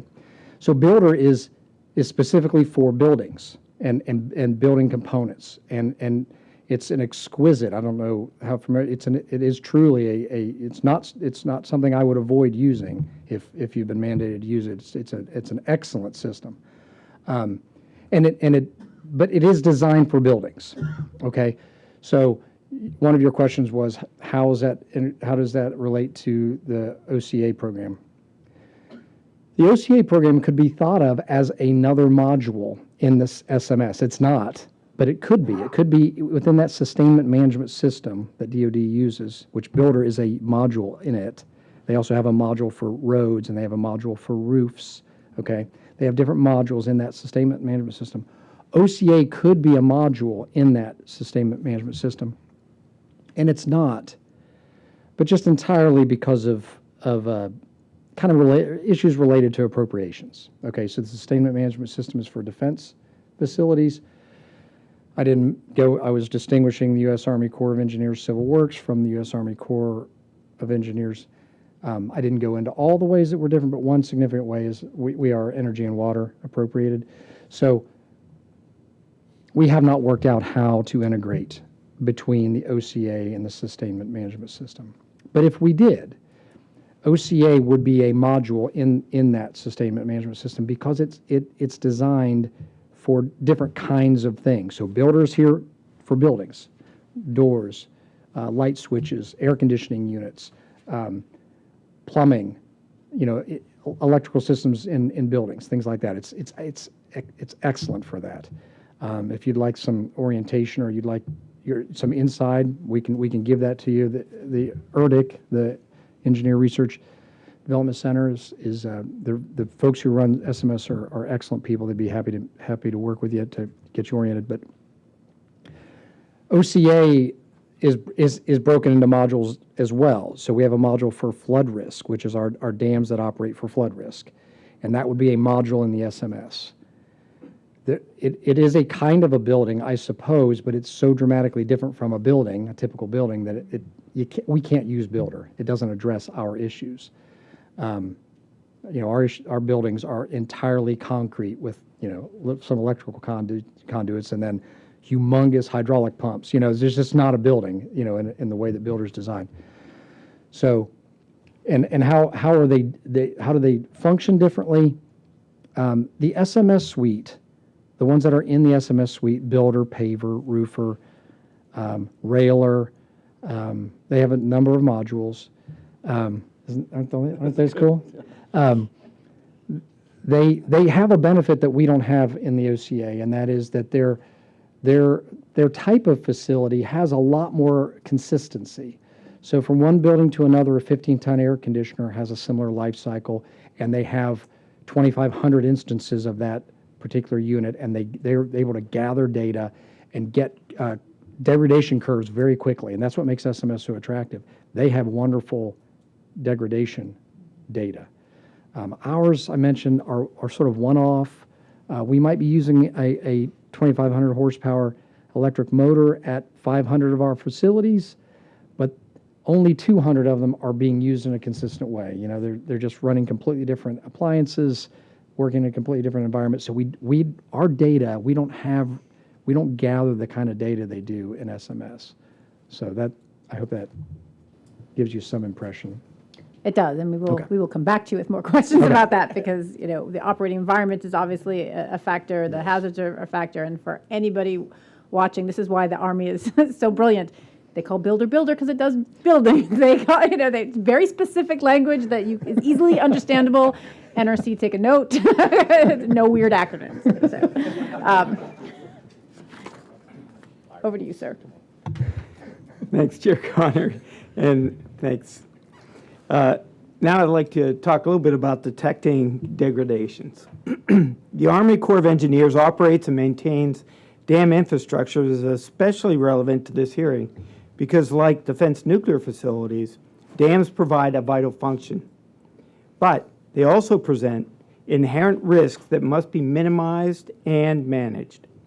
So as discussed during your statement, performance issues with dam infrastructure are not always related to the age of the dam and can instead be more of a function of the construction problems or the geotechnical or hydraulic or hydrologic changes. So my first question, and just one, is regardless of the specificity or the specific vulnerability, how does the Corps of Engineers monitor and detect degradation or emergent changes that affect dam-related infrastructure? Well, so in the context of the kind of the intermediate risks, I think we've been talking about that. The OCA process is the primary method that we use to monitor that on a strategic level. And of course, we have these systems where we monitor downtime of our components at a tactical level, and then they sort of pop up on a dashboard. In the realm of the high risk, which is related to dam failure type of scenarios, the fairly low likelihood but high consequence, we do have issues in our portfolio where there have been mostly at construction geotechnical situations that maybe we weren't addressed in a way that meet our current standards for risk tolerance. And so what the Corps does to kind of identify those situations and begin to categorize them, that was the slide. If you want to look back on it, there's some detail on the slide on the portfolio risk management. We have a process where periodically, every 10 years, we have a team of engineers sit down and basically brainstorm failure modes that are available at that particular facility, because each one's a little different. What failure modes are available here, and then that brainstorming is fairly free flowing. We don't restrict the identification of those failure modes, and then the team begins to dissect them and decide, well, what's the likelihood of this failure mode here, and they look for data to support that that likelihood determination, sort of on a screening level. And if certain failure modes exceed a tolerable risk in terms of the likelihood, then we do more detailed analysis. So that's not common. That we call these periodic assessments. It's not common that a periodic assessment identifies something that requires more detailed engineering analysis, but they do. They do sometimes, because we've been building dams for a century or so, and the standards are different, and they continue to evolve. As additional sort of failure modes reveal themselves. Spillway.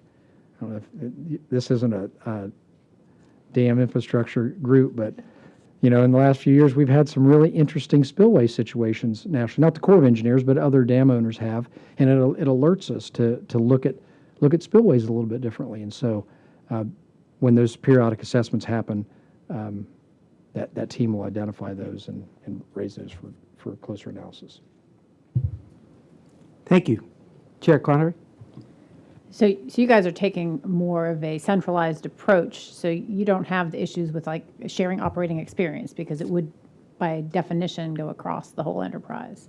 If you have components that you're worried about in one area, it would be known to all of the other dam operators, et cetera.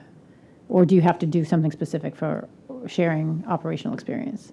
Well, operationally, I was talking mainly about, in that answer, I was talking mainly about sort of these structural issues that are, it's information that's shared between engineers and our dam safety community. We have a fairly coherent dam safety community, and these assessments where we brainstorm about the failure modes, they are somewhat they're devolved out across the decentralized. They happen in our district, sort of at our district level, within watersheds. But there's a neuro system that comes to the headquarters that allows some sharing across the dam safety professionals about those kind of failure modes. As I mentioned, the spillway, in the recent past, there's been some trouble with spillway performance. Not with the Corps, but with other dams in the country. And this dam safety community sort of tracks that and carries those concerns into those periodic assessments. On the operational side, we could do better sharing between our operating facilities lessons learned. There's hundreds, 750 some FRM facilities, almost 200 locks and dams. We don't have a good, we don't have the CNU between those facilities that we should to share the operational lessons learned. So it has to be a pretty high level concern before it gets shared. Oh, thank you for that. It's actually pretty interesting. So I actually have a question here about how you prioritize infrastructure repairs in funding constrained environments, but I think you kind of addressed that in your presentation. But a corollary to that is something that we talked about earlier in the day, and I know you weren't here for it, but it was about the puts and takes of whether or not to pursue repairs versus recapitalizing degraded infrastructure. And I was wondering if you could talk a little bit about how you make those decision trade-offs.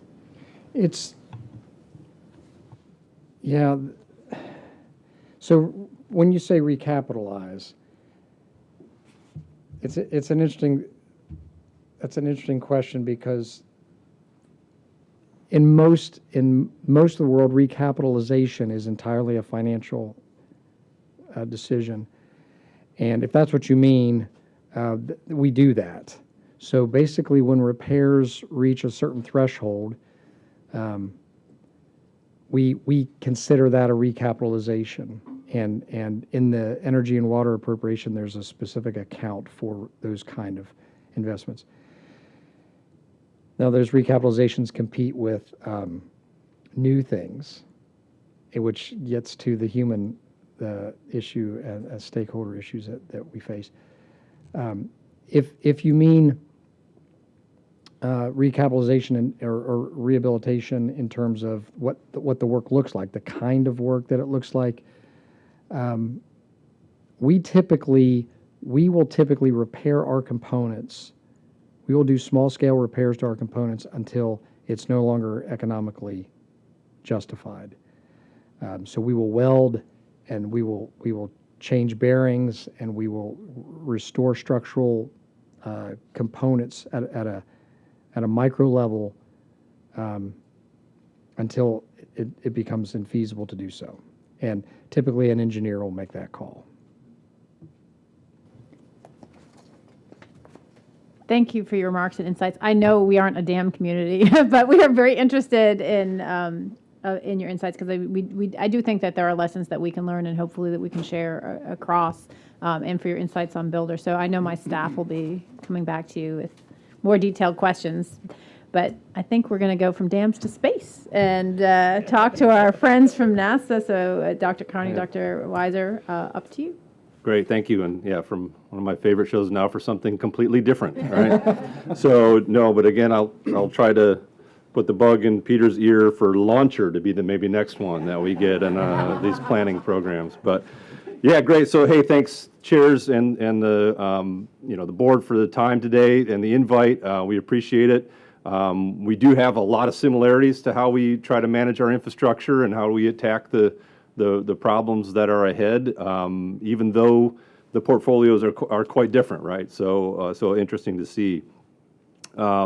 I'm Joel. This is Eric. He'll pick up my spills and correct me as we're going along. So I appreciate the time.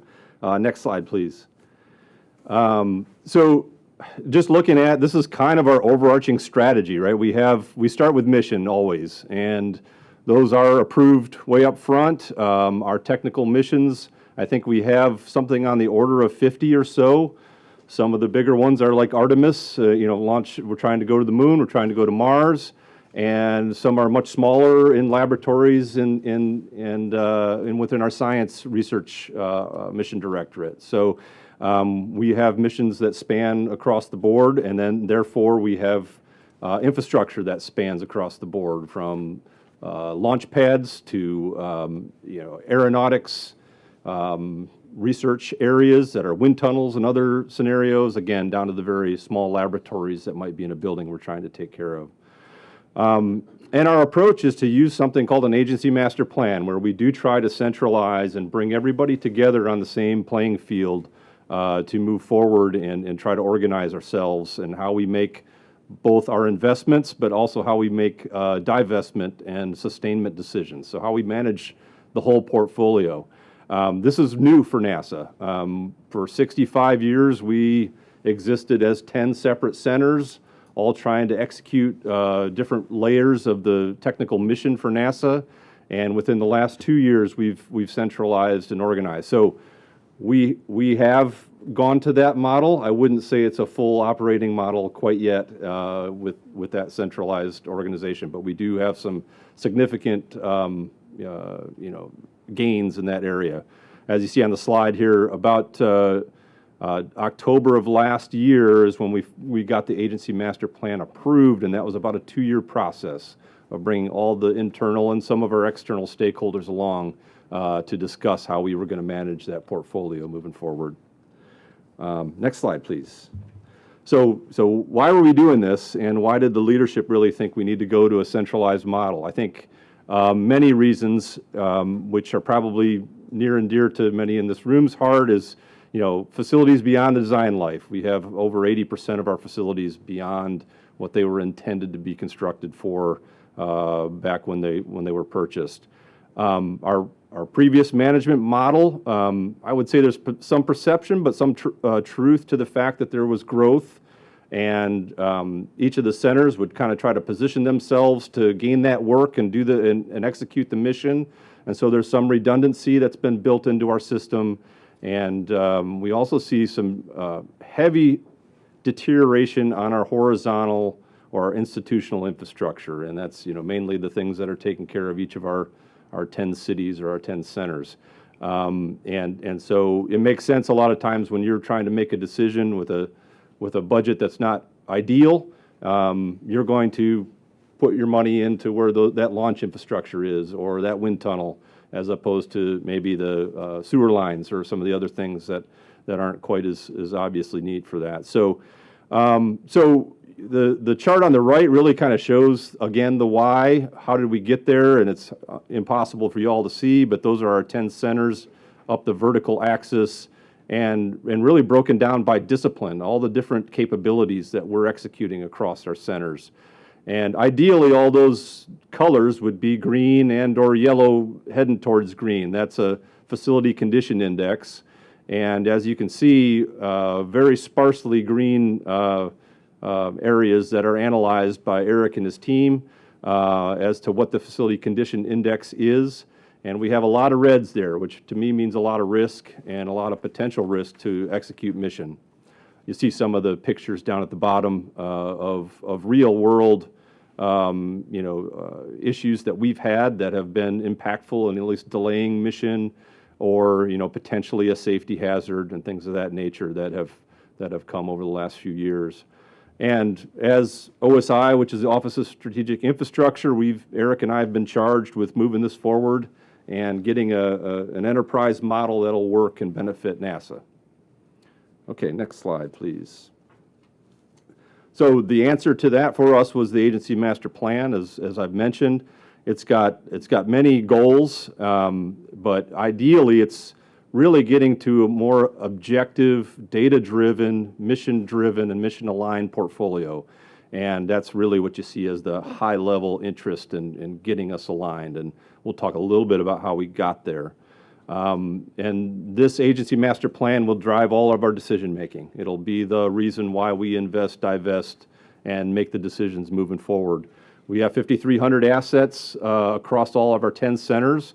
So it's a lot to manage, and so there's some right sizing that we are working on, as well as how do we manage and apply the resources to the most mission critical assets that we have across our centers. You see the goals there on the right. Really, we're trying to make our infrastructure more ready to execute mission and more affordable.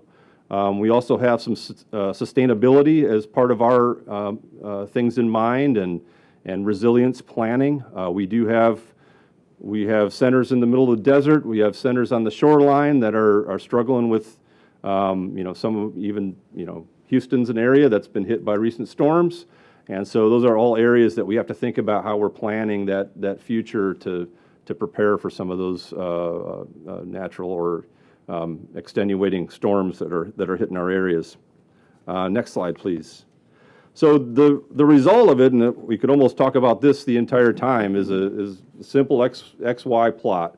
So you see every data piece, every data point there on this chart represents a facility, and the red ones are what we call our horizontal or institutional infrastructure, and the blue ones are more of our buildings, our research facilities, our launch pads, and some of the other technical facilities across the board. So what Eric and his team did was go through about a 2-year process to visit every center and to bring all of our stakeholders to every center to talk through every single building and what it means to NASA. And so each of these were about a week-long visit, which involved kind of 3 major operating groups in NASA. One is our technical mission directorates, we call them, which they define the missions that we're going to go take on. Then you have the centers, which are really the execution wing of those missions. And then you have what we call mission support, where Eric and I work, which is trying to tie it all together and provide some strategy and policy to how they operate.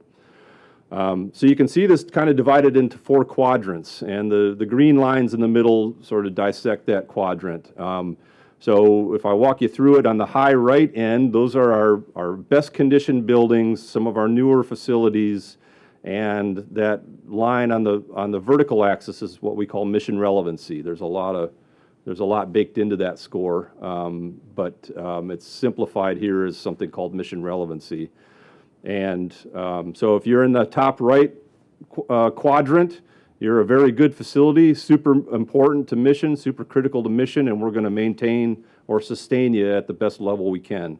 If you're starting to creep down to the bottom left category, you're really no longer needed for mission, you're really not that in that good a condition, we're going to get a plan for divestment. And so right now, out of the 5,300 facilities, we have about 800 in that quadrant that we're looking to divest of.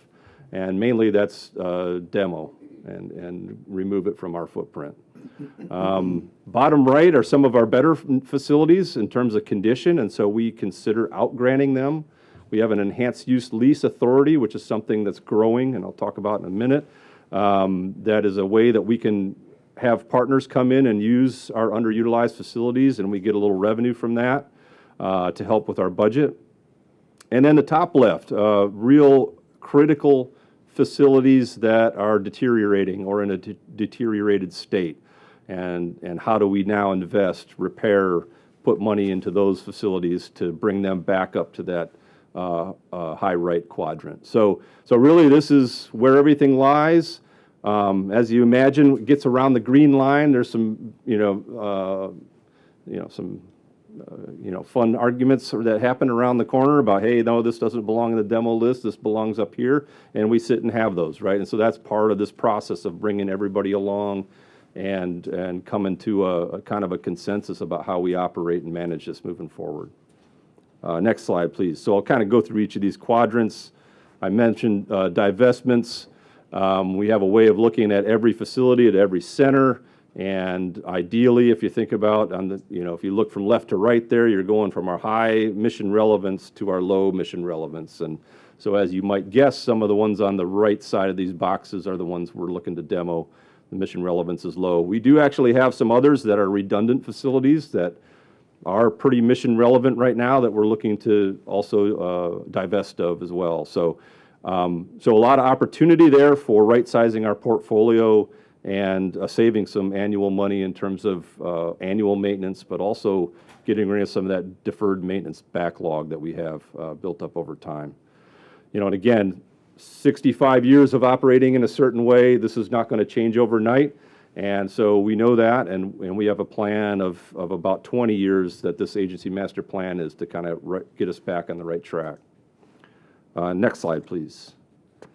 Okay, I mentioned a little bit about the EUL or outgranting process. This has grown significantly, and we plan on growing it even further. We have Google, Blue Origin, many others working on our sites on NASA land and pulling in actually some proceeds there.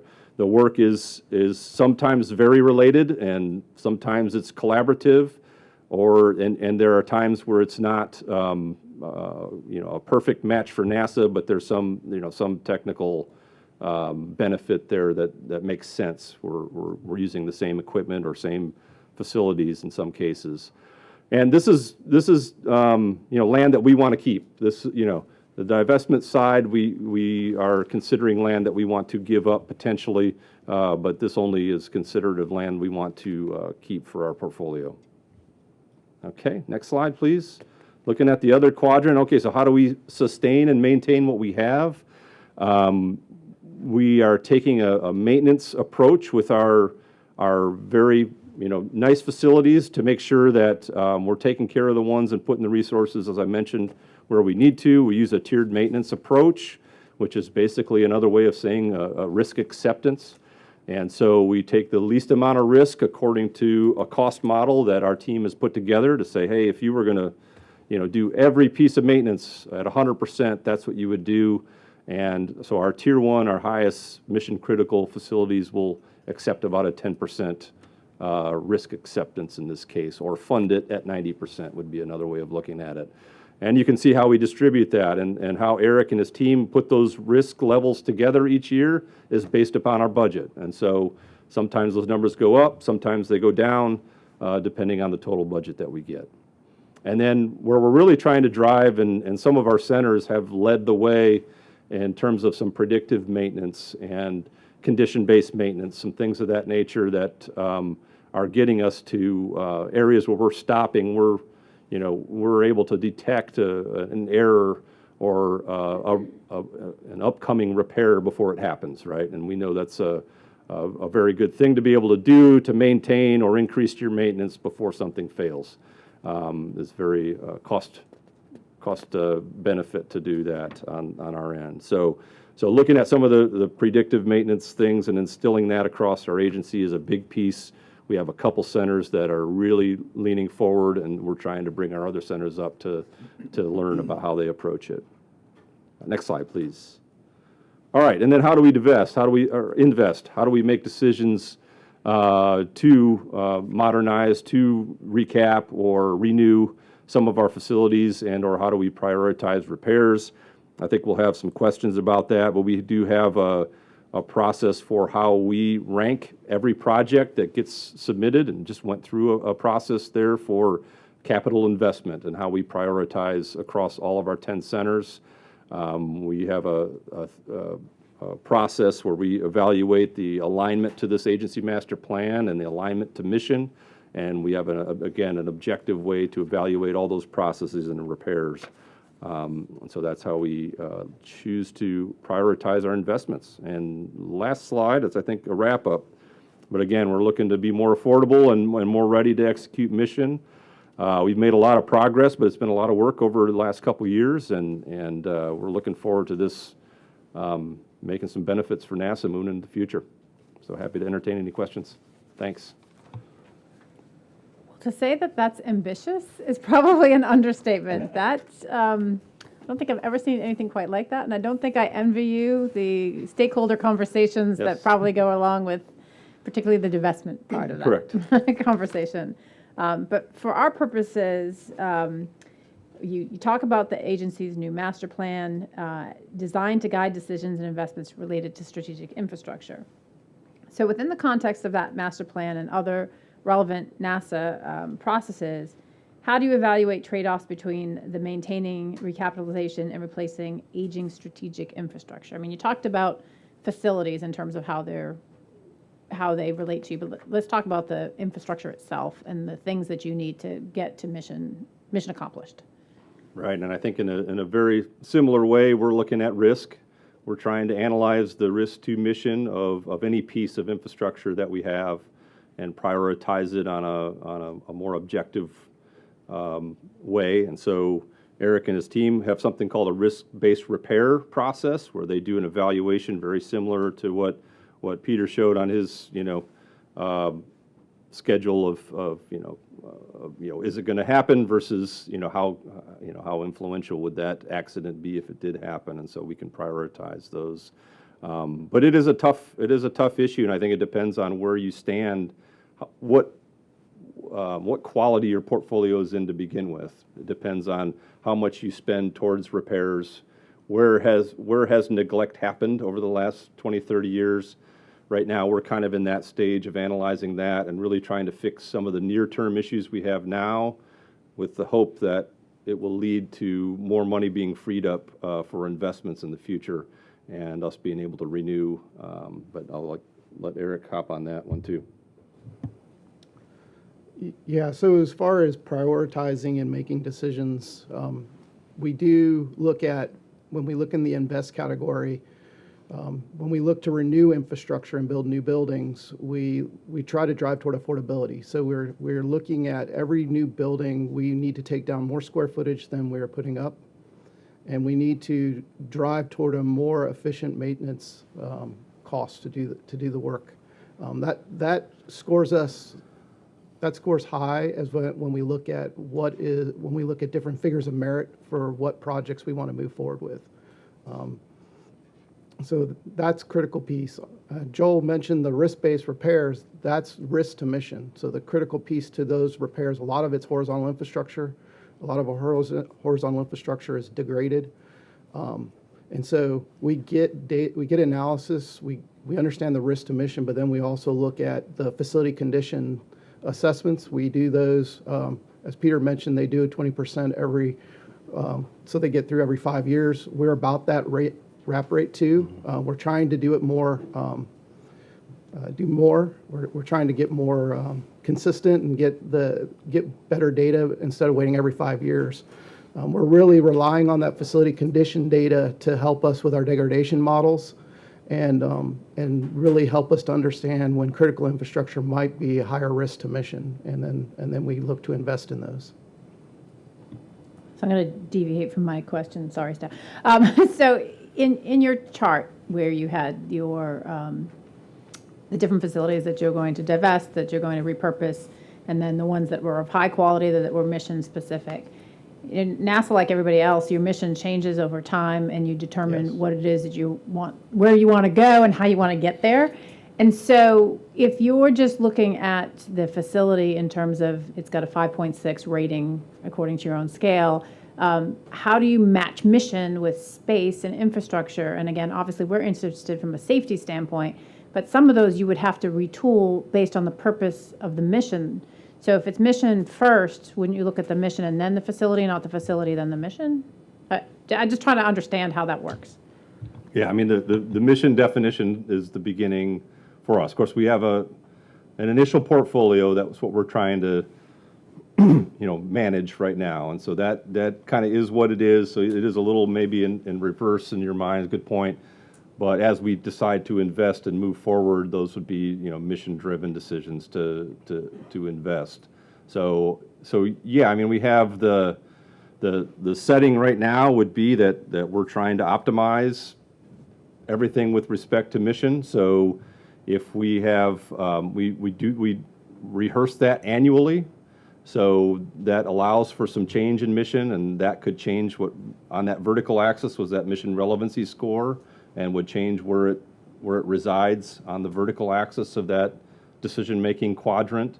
And so therefore, yeah, it could start moving out if the mission's starting to move away. We are looking at some right now, exactly, that are moving out in about 5 years. And how do we disposition those 20, 30 buildings that we have at each center? Is it a new mission going to pick it up? Or is it going to be something that falls down in our mission relevancy and therefore we consider for divestment? So again, it's how that mission changes will dictate how we make decisions and move forward.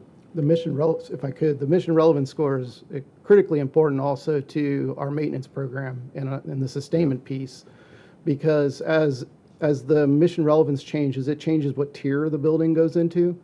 And unfortunately, our maintenance program is severely underfunded. So we are using a tiered maintenance approach to ensure that the maintenance dollars are going to the most critical infrastructure first.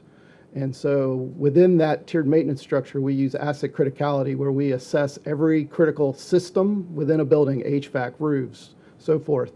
And even those are ranked and prioritized. And so a tier one, to that point that Joel showed earlier, where we accept certain risk in tiers, we are making decisions based on the building and the criticality of the assets within a building. And we will either run to fail, we will maintain, we will defer a repair depending upon where it sits. And so mission relevance is very important, and we work with the missions to make sure that we're getting the best data we can.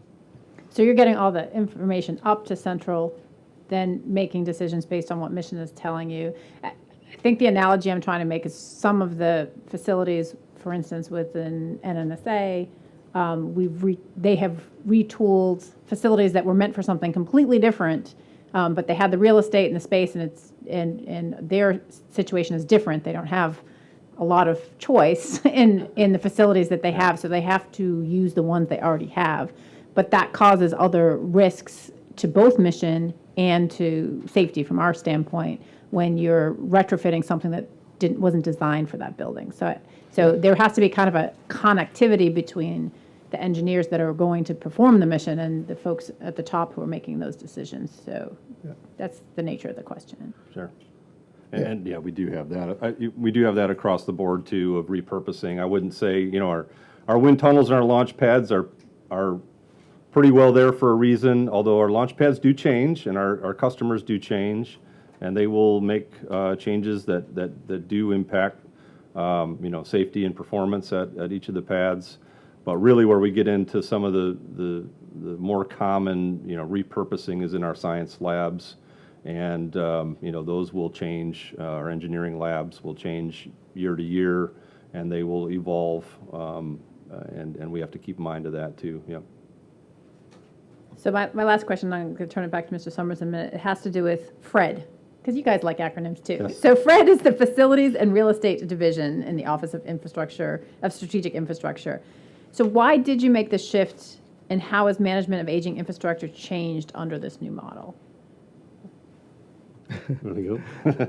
So it's been about 4 years. We've started implementing, as Joel said, a couple years ago, but the planning started several years before that. The agency decided to go to more of a centralized model.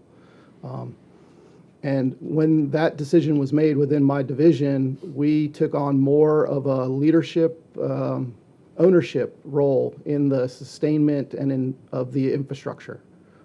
In the past, we were more policy, but became more active in developing strategies and tactical execution of the infrastructure across.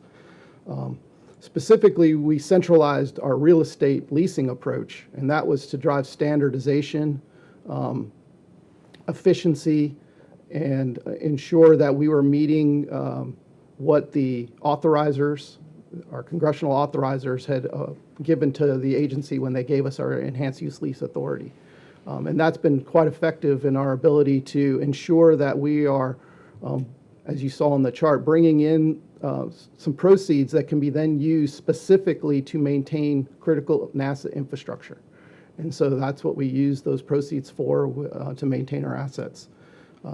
We've taken on more of a leadership role in the sustainment, and that's where we are leaning forward into the whole reliability-centered maintenance, tiered maintenance, and really changing the posture at all our centers. Some centers lean forward, and others were still more in a reactive state, run to fail, and that industry will tell you that that is not the right approach to your maintenance program. You want to drive toward a predictive nature, and that's where we're heading. And so through the folks in my division, we're kind of driving that, and we're seeing positive change across the agency, as well as being able to articulate to the leadership and to our stakeholders the value of what we're trying to achieve with our facility and portfolio. So related to that standardization, have you actually included standardization of regulatory requirements that it's governing how you deal with aging infrastructure, or? Yeah, so we have, as we've evolved, we have begun to update all of our policies, basically our regulations on how a center will execute their maintenance programs, noting reliability center maintenance, tiered maintenance, doing failure modes effects analysis, all these aspects of what a good maintenance program is. Another key piece that we've initiated that was not prevalent was training. A very big piece that we've taken on is training our practitioners to be reliability maintenance engineers and get their certification. And so that's a very important piece. As you understand the benefits of RCM, our reliability center maintenance, it's easier to sell it locally on the ground, right? And a lot of our contractors who do the on-the-ground maintenance, they're very well schooled in that. And so it's a good partnership between the civil servant side and the contractor side as we execute the maintenance. Yeah, there's a little investment, just like always, that you have to invest a little bit to get yourself healthier. And so that was the hurdle for a lot of folks to, as Eric said, more in a reactionary phase. And we do have, like I said, a couple centers that have really kind of led the way. Eric's hired on some experts to come in and train folks as well, but we're kind of trying to bring everybody up to that level where they're using and adopting some of these principles that are making things healthier.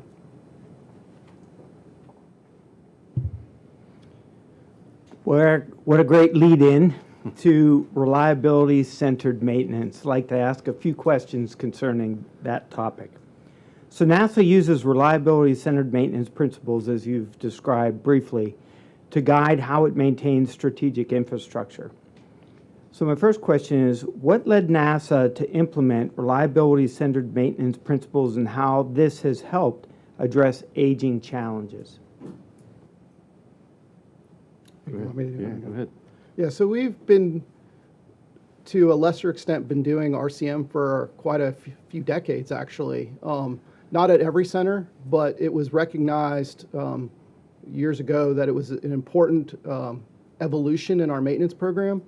And we have a reliability-centered maintenance it's not a regulation or anything, but a handbook that we've written and needs to be updated, to be frank. But it started to help guide our path forward.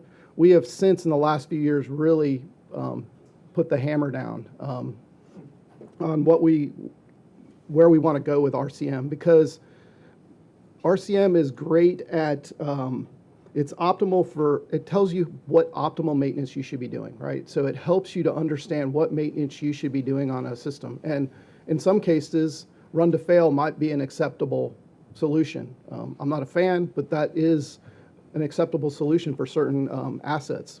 But it helps us to drive toward affordability and availability of those facilities. What's critical to us is ensuring that the facility is available for the mission. And so being proactive, going and evolving to predictive maintenance with online condition monitoring, condition-based maintenance, PT&I, and things like that, and even going beyond that is where we're heading. It helps us to understand the health of our facilities and the degradation rates, and understand when it could impact mission of facility. And so RCM is helping us get there. That's great. Thanks for the explanation.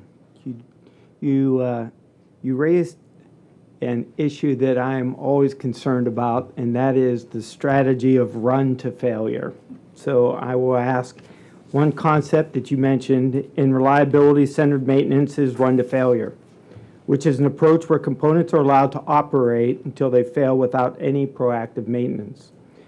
So does NASA use a run to failure strategy for maintaining any of its assets currently? We do. So in general, we try to do all the preventative and predictive maintenance that we can. But through a risk-based approach, we do identify assets that can be a run to fail. Some assets, it makes more sense to run to fail than to do maintenance on it, because it's just cost prohibitive. And so it's, like a light bulb. You're not gonna do anything. You're gonna let it run to fail.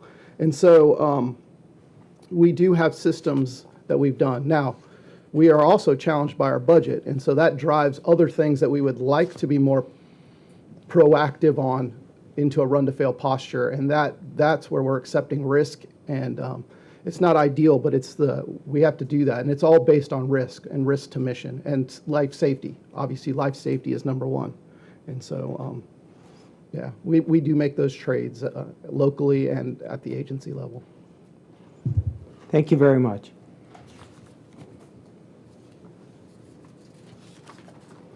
So Chair Connery, at this time, I'll turn the proceedings back to you, ma'am. So we had scheduled a break until about now, and I'm going to call an audible if it's okay to skip that break. So we're going to go straight into the discussions with this panel. Oh, that's where the yellow sign is. So we're going to skip that and go straight into the panel discussion. If anyone needs to take a break, please do so. We'll take a little break after that before closing, but we want to make sure that we maximize your time since you're here and get to the good stuff. So I appreciate your taking the time, and we're going to go into the panel discussion. I'm going to turn it over to Mr. Summers to start. Thanks, Chair Connery. So Mr. Smith, Mr. Dodgen, Dr. Carney, and Dr. Weiser, at this time we'd like to address our questions to the entire panel, all four. And I'll start with the first question. So the first question is about recent successes and significant challenges as infrastructure regulators or operators. So the question is, as agencies responsible for regulating or managing strategic infrastructure, what do you view as some of the biggest successes that you've achieved in infrastructure management in recent years, and what are the major challenges that you are focused on moving forward? I'll go first. So one area that we kind of consider as both a challenge and a success is risk-informed inspection frameworks. So what I mean by that is using risk information to right-size inspections of various components. Basically reducing the number of inspections while maintaining adequate protection of public health and safety. One success that we've had is in the area of risk-informed in-service inspection for certain piping systems. That kind of is a methodology that utilizes PRA information to highlight those areas of the most risk significance so you can focus your inspection resources on those areas as opposed to some of the others. We've done this for a couple of other components as well, but the challenge comes in to when you have certain components aren't really characterized well in the PRA, such as you can't get good PRA risk information for those. Another area of challenge is there's always the unknown future aging mechanism that could pop up. We've been identifying these for a number of decades now, and there's always the potential for something new to happen. For example, 2 years ago, the French identified some cracking in some of their primary system piping, similar to reactors that we have here in the U.S. So we actively followed that issue. We discussed the issue with the French, got information from them. We interacted with our industry here. They did an evaluation themselves. We did an evaluation, ultimately determined that that issue really isn't an issue here for various reasons. But it's issues like that come up that always have us scratching our head about how far can we go in reduction in inspections. One success, I would probably call it an ongoing success, is the Gall report itself. We were able to take it from the original report for license renewal, modify it for subsequent license renewal. It's being utilized by most every plant in the U.S. right now. It served as the original basis for the development of the IGAL program at the IAEA, so being utilized by a lot of regulators around the world. So I see that as kind of an ongoing success. There is a future potential challenge, and that's operation from 80 to 100 years. It's not something that we're actively preparing for right now, but it is something that we are starting to look at. We actually have a conference coming up the first week of October, looking at if there is an interest in going from 80 to 100, what research do we need to do to get ready for that? How we might need to change our Gall report to address other issues. So that's some of ours. Go ahead, Peter.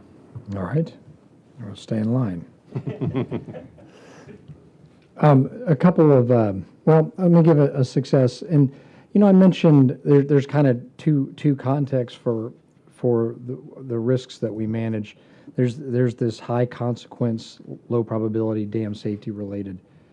I want to call that out. It's not my program per se, but I interact with that program a good deal as a success. When the Corps really started digging in to our inventory years ago, it wasn't a pretty picture because I mentioned that we've been building dams through a century or so.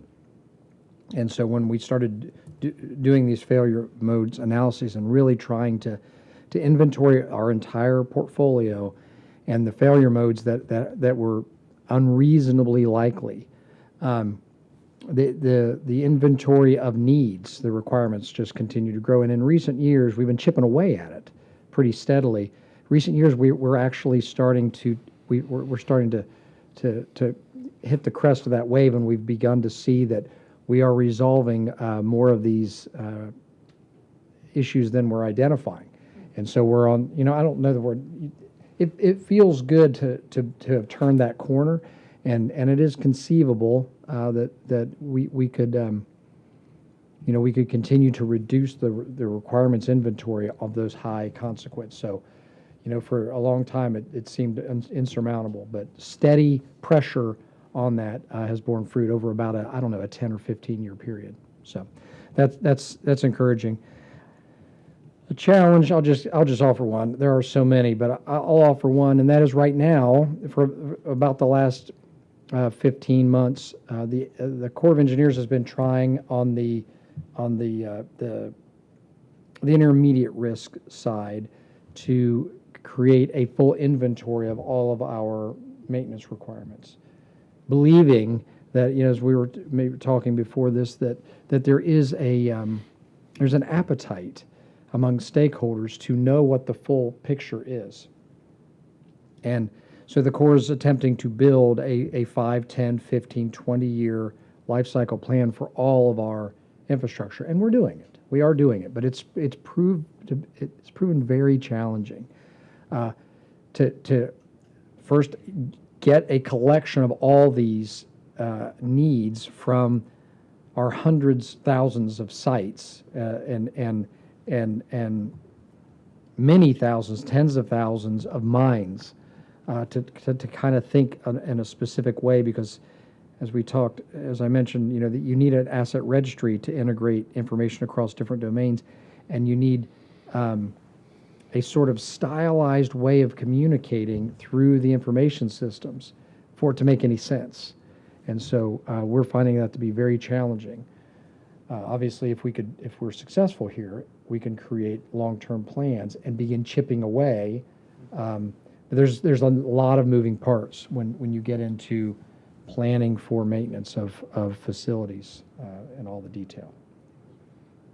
Yeah, and I would just add for us, I think we mentioned it a few times, our council, one of our highest councils at NASA is the body that we run these processes through and get approval to move forward. So we talked about agency master plan approved in October of last year. The CIPP, which is our capital investment prioritization process, that was also approved recently. Stand-up of our real estate contracting officer and the way we manage and centralize our real property. Those are all big successes over the last year for us to kind of get those approved. And again, as I mentioned, bring it all through with our leadership. And so those, I think just be able to provide a path to success a little bit, right? That's something I think, I think we all, like I said, had 10 different groups all knowingly trying to do the right thing and go in the right direction, and just bringing us together as a team and as an agency to provide a path to success, I think has been something that's good for all of us to kind of get behind. Challenges is like change management, right? It's just back to some of the old standard things of how do we get some of these new ways of doing business that Eric and his team are bringing to NASA, and trying to show everybody the benefit and bring them along, and not always easy to change how they're doing their day-to-day job when, everybody's doing what they think is right and in the right way, and we can use that and add, some of these other strategies to make things better. So, and, obviously budget could help accelerate us getting to success. But, those are some obvious ones for us. Thanks. So I'm going to ask the next question, and we can reverse order if you would like, just to go in the other direction. Sure. So you all discussed specific requirements for managing critical assets, and they kind of variations on a theme, I would say. So how do you think about striking the right balance between establishing clear, standardized requirements versus allowing for tailored implementation of aging management requirements at different sites, plants, or facilities? And I know for you that's also difficult because you're giving them all different assignments. It very much is, and we want to allow a little of that freedom also. So again, managing, what we'll have is, I'll explain, maybe a big project will potentially have 40, 50, 60 facilities that they operate in, and it's kind of a single line of business, and they manage and they optimize and they work the best they can with their facilities, with some guidance from Eric and his team about how they, again, where their tiering is and how they should adopt some of the strategies. That is a lot different than a center who has maybe 40 different science projects or programs going on in 2 buildings, right? And so how do we do some more cost sharing, and how do we get everybody on the same path to managing that facility together? So we really have to allow some of the centers to execute, with our strategies in mind, to get there the best way they can. But they're going to have to do it a little bit differently at each of our venues, just because of this, the nature of the work. So, and it does look different in how we contract it out and how we, incentivize those, but also how we, share our facilities together. So we really need to be unique across the board. It's nice to be in the middle and get a chance to think about these things.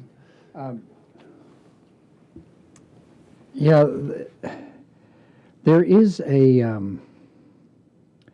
there's a need for a lot of dexterity throughout the hierarchy in an organization. You have business line managers or financial managers that kind of hold the purse strings, or have control of the resources at higher levels, and they have to rely on like this stylized information, this portfolio level information, but they also have human connections within their communities, right? They know more than, sometimes they know more than the data tells them, and so you've got to have a system that allows the folks at that level to exercise some dexterity. And then at the facility level, it's the same situation, except that they're in contact with the actual assets. Where they're implementing maintenance interventions, they've got a sense of where the risks are that might even defy our strategic monitoring techniques. And so what we're trying to do is thoughtfully provide accountability in both domains, in the sort of portfolio level domain and at the facility level domain. It's difficult, but it can be done so that there's accountability for performance and for reliability of the facility, in addition to carrying out the process. You also have accountability for performance and reliability of the asset, and that means 90% of the actions are very formulaic, and you could predict it yourself by looking at the metrics, and 10% of them don't make any sense at all. But the facility manager, it makes sense to them, and you need to have a little bit of that dexterity in the system. The same thing at the portfolio or the resource manager level. It's the same way, and we think it's by thoughtful assignment of accountability for those two parameters. I think I would say from the NRC's perspective, we have like both ends of the spectrum covered. We have the fuel cycle facility at one end, where those regulations are written to be risk-informed, performance-based, and technology neutral, and very somewhat straightforward, because we have less than 10 major fuel facilities, but they're all very diverse. They're not similar to DOE facilities, very, very diverse. And so basically you have your requirements, you have your performance requirements that you have to satisfy, apply the appropriate management measures to ensure that's the case, and continue going on. For power reactors, though, we have like 95 reactors, PWRs, BWRs. No two are identical, but the similarity is enough there that the standardized approach that we've taken with the GAL program has worked really well. The licensees don't necessarily have to create their own program to address it. They can utilize the guidance that we provided, modify it as necessary for site-specific aspects. It makes the review process for us more efficient as well if they follow the GAL program. We are updating the GAL right now, and we put it out for public comment. Got suggestions from the industry to reduce some of the inspections that are included in there, of course. And over time, that's what we've done, going from GAL to GAL SLR, and making this change now. We take those suggestions into consideration and make changes as appropriate.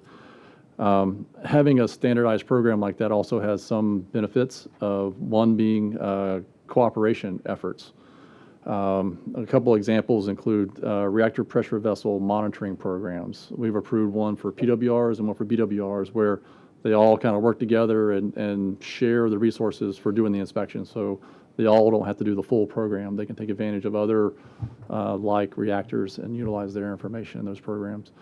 EPRI also comes up with some programs for like reactor internals for PWRs and BWRs, which we've been reviewing and approving as well to make those standardized across the fleets as well.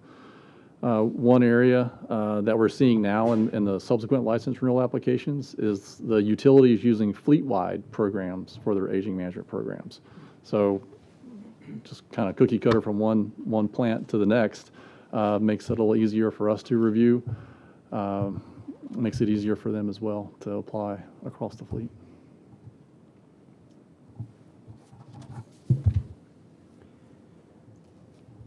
So a different topic, and this is specifically for NASA and for the Army Corps of Engineers.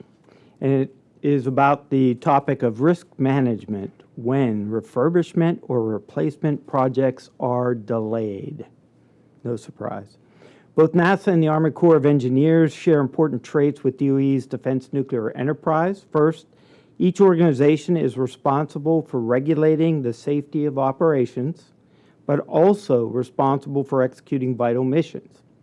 Second, NASA and the Army Corps of Engineers both face a degree of funding uncertainty and a need to optimize within a budget-constrained environment. So my question is, for the Army Corps of Engineers and for NASA specifically, how do your organizations approach risk management for situations where old, degraded infrastructure is required to stay in service longer than anticipated due to delays in major refurbishment or replacement projects? I have to go first. You can't be in the middle. Well, there's a number of mitigations that we use. I think the maybe the one that's most interesting is the Army Corps of Engineers Civil Works is appropriated annually on a basis tied to each facility, each individual facility, if you can imagine that. So that creates additional troubles for us. So, but this might.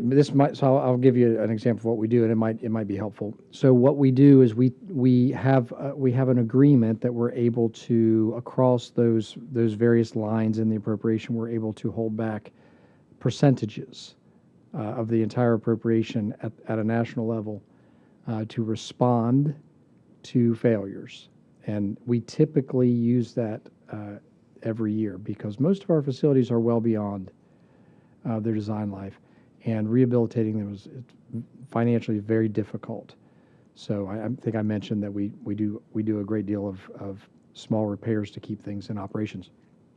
But occasionally we'll have a large-scale failure that's beyond the capability of our facility to manage, and we'll use that nationally pooled, we call it 1% funds that we hold back from all the line items in the appropriation to respond to failures. Hope that helps. So I think similar to the Army Corps, as we noted, the majority of our facilities are beyond their design life, and we can't replace them like we'd like. And so we do refurbish them, and we do monitor them, especially the critical facilities, where we're building the Space Launch System for Artemis to go back to the moon. And so in those situations, we rely heavily on the data we have on the facilities, the folks on the ground who are inspecting the facilities, and as I noted earlier, this risk-based approach to prioritize funding to ensure that as facilities become degraded, that we can rehabilitate them or keep them functioning so that they don't impact mission. That's the key for us, is to not impact mission. We are also, for critical facilities, they're old. So new facilities, as you build new facilities, you can instrument them pretty much as part of the design, right? Old facilities, that's not the case. And so we go in and retrofit those as best we can to instrument them and understand the health of the systems in the building. And we started implementing data historians so we can collect historical data on the building, vibration data, temperature data, all kinds of data, and we can start to see degradation based on that data. And as the facility or as a pump starts to vibrate out of control, we can send out technicians to check on it and get out ahead of the game and do the repair before it becomes a major repair. So we're trying to be as proactive as we can with those most critical infrastructure, because replacing it is very hard for us to do. We also rely on our missions to cost share repairs. When you think about the vertical assembly building at Kennedy Space Center, it's changed missions from the shuttle. Now we're launching the Space Launch System, the Artemis rocket. That had to do major renovations to that facility. We didn't build a new facility. We went in and renovated several of the bays so that we could now check out the Artemis rocket versus a space shuttle. And so things like that we have to do. And it starts with planning, getting out ahead of it so we meet our milestones. That's great. Thank you very much. One of the major reasons for having this hearing today is about benchmarking best practices. So this final question I have in this series is about benchmarking best practices. A core objective of the hearing is to look outside of DOE and look outside of that world of DOE in order to benchmark how to respond or how other respected agencies and organizations manage aging safety infrastructure. So as agencies that are also interested in continuous improvement, how do you go about benchmarking best practices that can inform improvements to your operations? And this is for the entire panel, if you would. Okay, from the power reactor standpoint, we're from a multilateral perspective, we're very active in the IEA's IGOL program. We are currently the chair of the program and have been for a number of years now. We're very active in the various working groups of it. So a lot of interaction with the other regulators that are involved, 30 or so that are involved. So learn how they do it, how we update the IGOL. That can influence our own GOL document as well. Bilaterally with other regulators as well. We routinely, multiple times a year, meet with various regulators, Japan, France, South Korea, to talk about issues that they're coming across and want to get feedback from us, so we can learn from those experiences.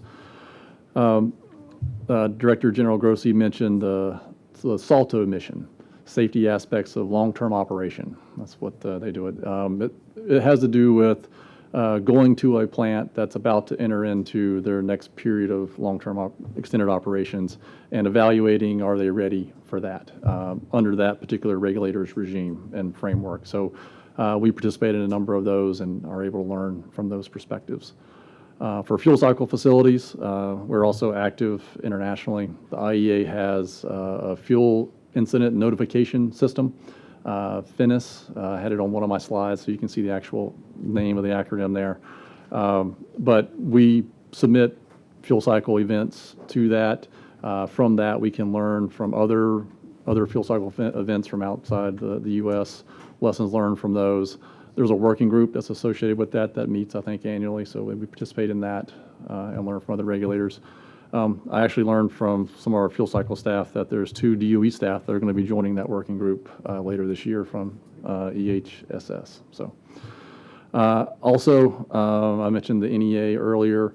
The fuel cycle folks also participate in a NEA working group on fuel cycle facilities, and they are planning to put out an opinion paper in 2025 on aging management for fuel cycle facilities. So that's how we do it. 2025, yes. So the Corps of Engineers maintains a relationship with the Bureau of Reclamation in the United States, Department of Interior, the State Department, the Southwestern Power Administration, and Bonneville Power Administration.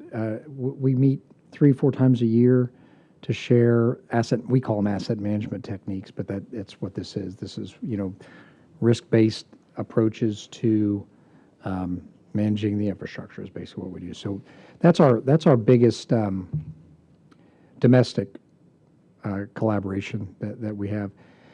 Internationally, we have a long-standing relationship with the Rijkswaterstaat in Holland and the Dutch, and we've recently established a similar relationship with the Environment Agency in the UK, which is very similar to the Corps of Engineers, but smaller, obviously. And that's led to, we're also interacting with Flanders and the French in their navigation arena. So that's our main international collaboration. We used to collaborate with the St. Lawrence Seaway for our navigation infrastructure, and we have learned some great lessons from that group, but we found that a broader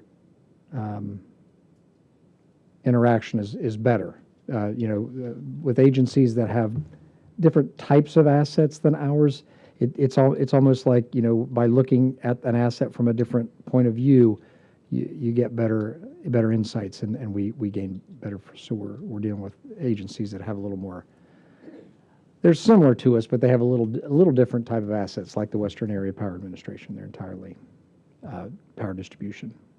So, Yeah, great. And I think on top of that, we have, I think we mentioned several times, we're trying to get ourselves to benchmark our own selves within NASA a lot of times, and some of the centers to learn from others, and so that's a big piece for us. Externally, I think the agency master plan had some of its roots in the Air Force, so our team, learned a little bit about how they approached some of their asset management, and we've incorporated some of their themes into our agency master plan as we were kind of setting forward. GSA has also helped us out with their prioritization process, and not only we do know they also use Builder and other resources, but their how they prioritize their investments is a certain method that I know Eric and his team learned from a little bit and tried to pick up on that and how we manage ours. One of the I'm going to be on my second panel in a couple weeks with the medical community and also the academic community. Very interesting similarities that they have on their portfolio management and the issues and topics that they're dealing with on an annual basis. Very familiar with the federal portfolio management and some of the problems we're having as well. So I know that's one that's an interesting one to talk through and make some acquaintances there and see how they're managing the similar things. So that's another area that I think you might find some interest and some similarities in management. So yeah, great. Thank you all for sharing those. Chair Connery? So this is the last question, I promise, and then we'll let you go. This is about the role of self-regulators, and safety oversight. So balancing the imperative of safety with mission demands is challenging, and particularly for Army Corps and for NASA, the role of self-regulation is difficult. How do your organizations approach the responsibility for performing effective safety oversight? A topic near to our hearts. Yeah, so safety is critically important to us, as you can imagine, putting humans into space. And after several very well-documented failures in the past, the agency is very much, safety is key. So internally, we have the NASA Engineering and Safety Center and the NASA Safety Center and our Office of Safety and Mission Assurance. So we have several organizations within the agency that we partner with to look at facility health and facility safety to ensure our mission success. I think that has been critical to us and critical to the agency and not having repeat failures that caused loss of life. I don't know. Yeah, I was just going to add, even topics, we talked about pressure vessels, one that's come up in our arena, 2 layered pressure vessels in areas of test and interest in safety. Arc flash is another one with a lot of our high voltage lines. And again, Eric mentioned the Office of Safety and Mission Assurance. Their leadership is within our risk board, of which I'm a member as well. And so we, bring those risks up from the centers, and they identify lots of times their infrastructure shortcomings that lead to potential safety issues that we kind of come together and elevate those if there's a safety or health issue related to an infrastructure problem. So, as Eric mentioned, we're working together, and safety is a very high priority over risk right now for NASA, and that's a good thing. Yeah. Well, obviously, worker safety is an important issue for us because we have folks walking lock walls and climbing steel structures associated with water, arc flash, electrical, various forms of stored energy risks for workers. So that's an important one I want to mention, but I think we all have that kind of issue. In terms of of self-regulating in terms of our mission and how it relates to the infrastructure. The Corps of Engineers has begun in the recent years to establish for itself some, I won't say objective because they aren't objective, but some sort of standing tolerable risk guidelines, some standing reliability standards for our assets that allow us to cut across, perhaps the willingness to tolerate risks that comes along with a diversity of perspectives and minds. And when you're self-regulating and you're subject to the pressures, the financial pressures and the stakeholder pressures and the political pressures, those kind of guidelines are really a very sobering tonic. So I would say that our establishment of some of those guidelines are probably the best innovation that we've found.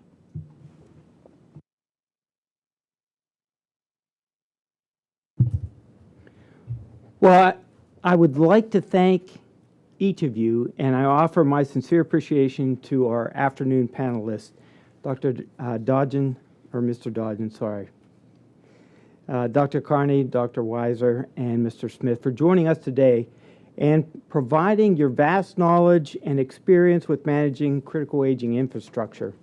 I personally found this discussion to be extremely informative and will certainly help us to seek to address the DOE challenges with aging infrastructure. So the panel is excused with our sincere thanks. Chair Connor? Thanks. So we are going to take a 5-minute break because we know that you all had lunch and coffee and water, probably need a 5-minute break, and then we're going to resume back here at 3:20, no later than 3:20. In order for us to be able to wrap up with our closing remarks, and that will be, then we'll call it a wrap. So thank you, gentlemen, for your contributions, and 5-minute break, be back here at 3:20, please.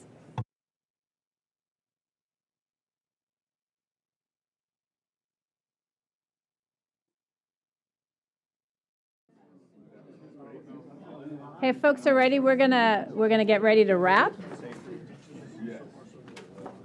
By that I mean wrap up the session. We are not actually going to attempt any kind of wrapping. Thank God. Unless you want to. No. Okay. So with that, I will turn to the Vice Chair for his closing remarks, and I'll follow with my own, and then we will adjourn. Thanks, Chair Connery. And thank you all. Wow, what a great day this has been. We've received a lot of excellent information from the organizations that are represented, and we are greatly in their debt. Our expert witnesses and their organizations have certainly put a lot of effort into understanding the challenges that aging infrastructure present and in developing management approaches that will work for their situations. For example, one clear theme from this hearing was captured well by the GAO experts earlier this morning, and I'll paraphrase: the effectiveness of available tools is bound by an organization's willingness to use them as intended. In addition, I want to bring the focus back to the people who maintain and operate our aging facilities. Specifically, Director General Grossi from the IAEA highlighted the importance of knowledge management and transfer for preserving facility history and practices. Of particular interest for the board is that of our former staff member, Mr. Herb Massey, who is critical in the development of the ANSI 314 standard that we talked about this morning from its inception. People will always be our greatest asset. This is the challenge that we now face. Our staff and the board need to study the information that was presented and consider how best to apply it to our safety oversight of DOE's defense nuclear facilities. We also need to work with DOE to advise them on possible approaches that may fit their various situations. So I'd like to thank the participating organizations once again for their substantial contribution to this topic and for their thoughtful participation throughout today's hearing. This has been an exciting hearing and an excellent hearing overall. I have learned so much, and I can't wait to put what I have learned to use. I also want to highlight that this year represents the 35th anniversary of the greatest safety agency in the world, the DNFSB. Thank you, Chair Connery. This is the end of my closing remarks. I love following him. Anyway, thank you, Vice Chair Summers. I'm going to proceed with my closing remarks. First of all, I wanted to thank the panelists, not only for your contributions to the hearing, but also for your contributions to the larger scientific and technical community. You've provided the board and all those watching with valuable information and tangible lessons that will help shape our industry going forward. This is a long-term problem. It took us 80 years to get where we are right now in the DOE complex, and the challenge of addressing this aging infrastructure will not be solved overnight. This hearing is a big step in our campaign to explore the good practices other organizations have to offer to assist in an aging complex that has continuing and expanding missions. As I noted previously, the board is taking a more holistic view of aging infrastructure. With that in mind, there's one observation that I would like to contribute myself to these proceedings. We usually talk about aging infrastructure and its potential impacts on facility safety and mission performance. But there's another detrimental impact from aging infrastructure that's even more damaging to the organization, and that's the effect of aging infrastructure on the members of the organization. Workers notice the conditions in their workplace. Old, dilapidated buildings, inadequate lighting, poor working conditions, and frequent equipment failures are some of the indicators that aging infrastructure, and they are keenly aware of it. Those indicators affect workers' morale and their perception of an organization's commitment to them and to their safety.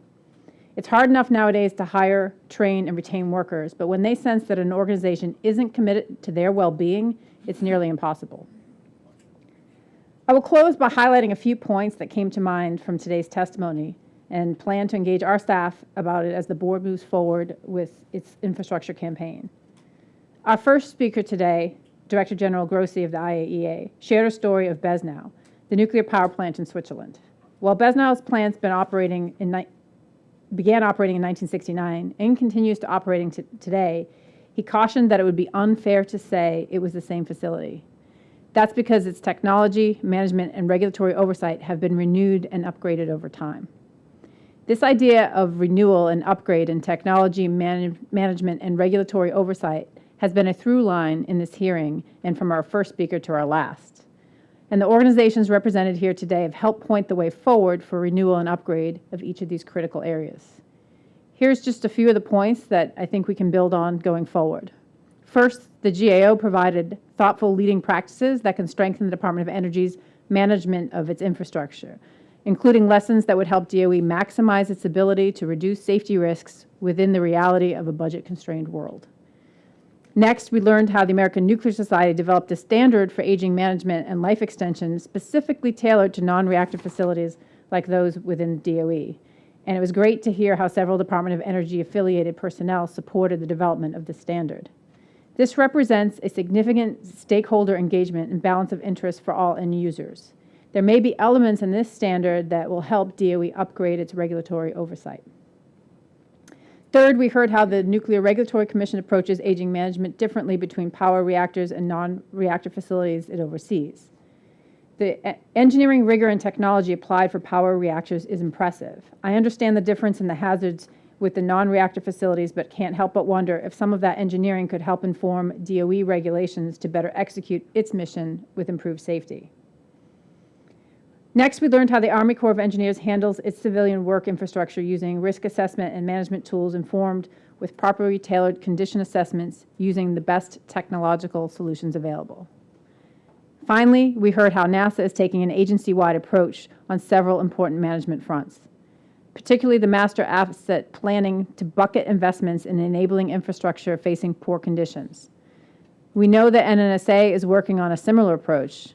We also learned how NASA adopted solutions derived from good technology embraced by the agency with rocket scientists, like agency-wide predictive maintenance as part of its embrace of reliability-centered maintenance.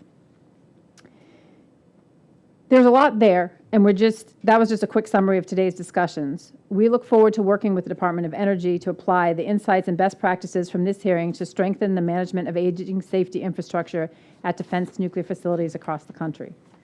Again, I'd like to thank our witnesses and their organizations, the alphabet soup of GAO, ANS, NRC, the Army Corps of Engineers. See, the Army's so simplistic, they don't even have an acronym. And NASA for supporting the hearing. And a thank you to Director General Grossi and the IAEA for supporting our efforts as well. I want to thank all of those who attended here in person, as well as those who are watching live streamed, any elected officials and other representatives from state and local organizations who have watched, and our stakeholders across the complex. And finally, we'd like to thank our audiovisual contractor for today, Immersive Concepts, for providing excellent services. The board will consider the information gathered this afternoon to inform any actions we may take regarding these issues. The record of these proceedings will remain open until September 13th, 2024. Members of the public interested in providing comments for the hearing record may email them to hearing@dnfsb.gov prior to September 13th. The board reserves the right to further schedule and regulate the course of the public hearing, to recess, reconvene, postpone, adjourn this public hearing, and to otherwise exercise its authority under the Atomic Energy Act of 1954 as amended. This concludes the public hearing of the Defense Nuclear Facility Board. We are now adjourned. Thank you.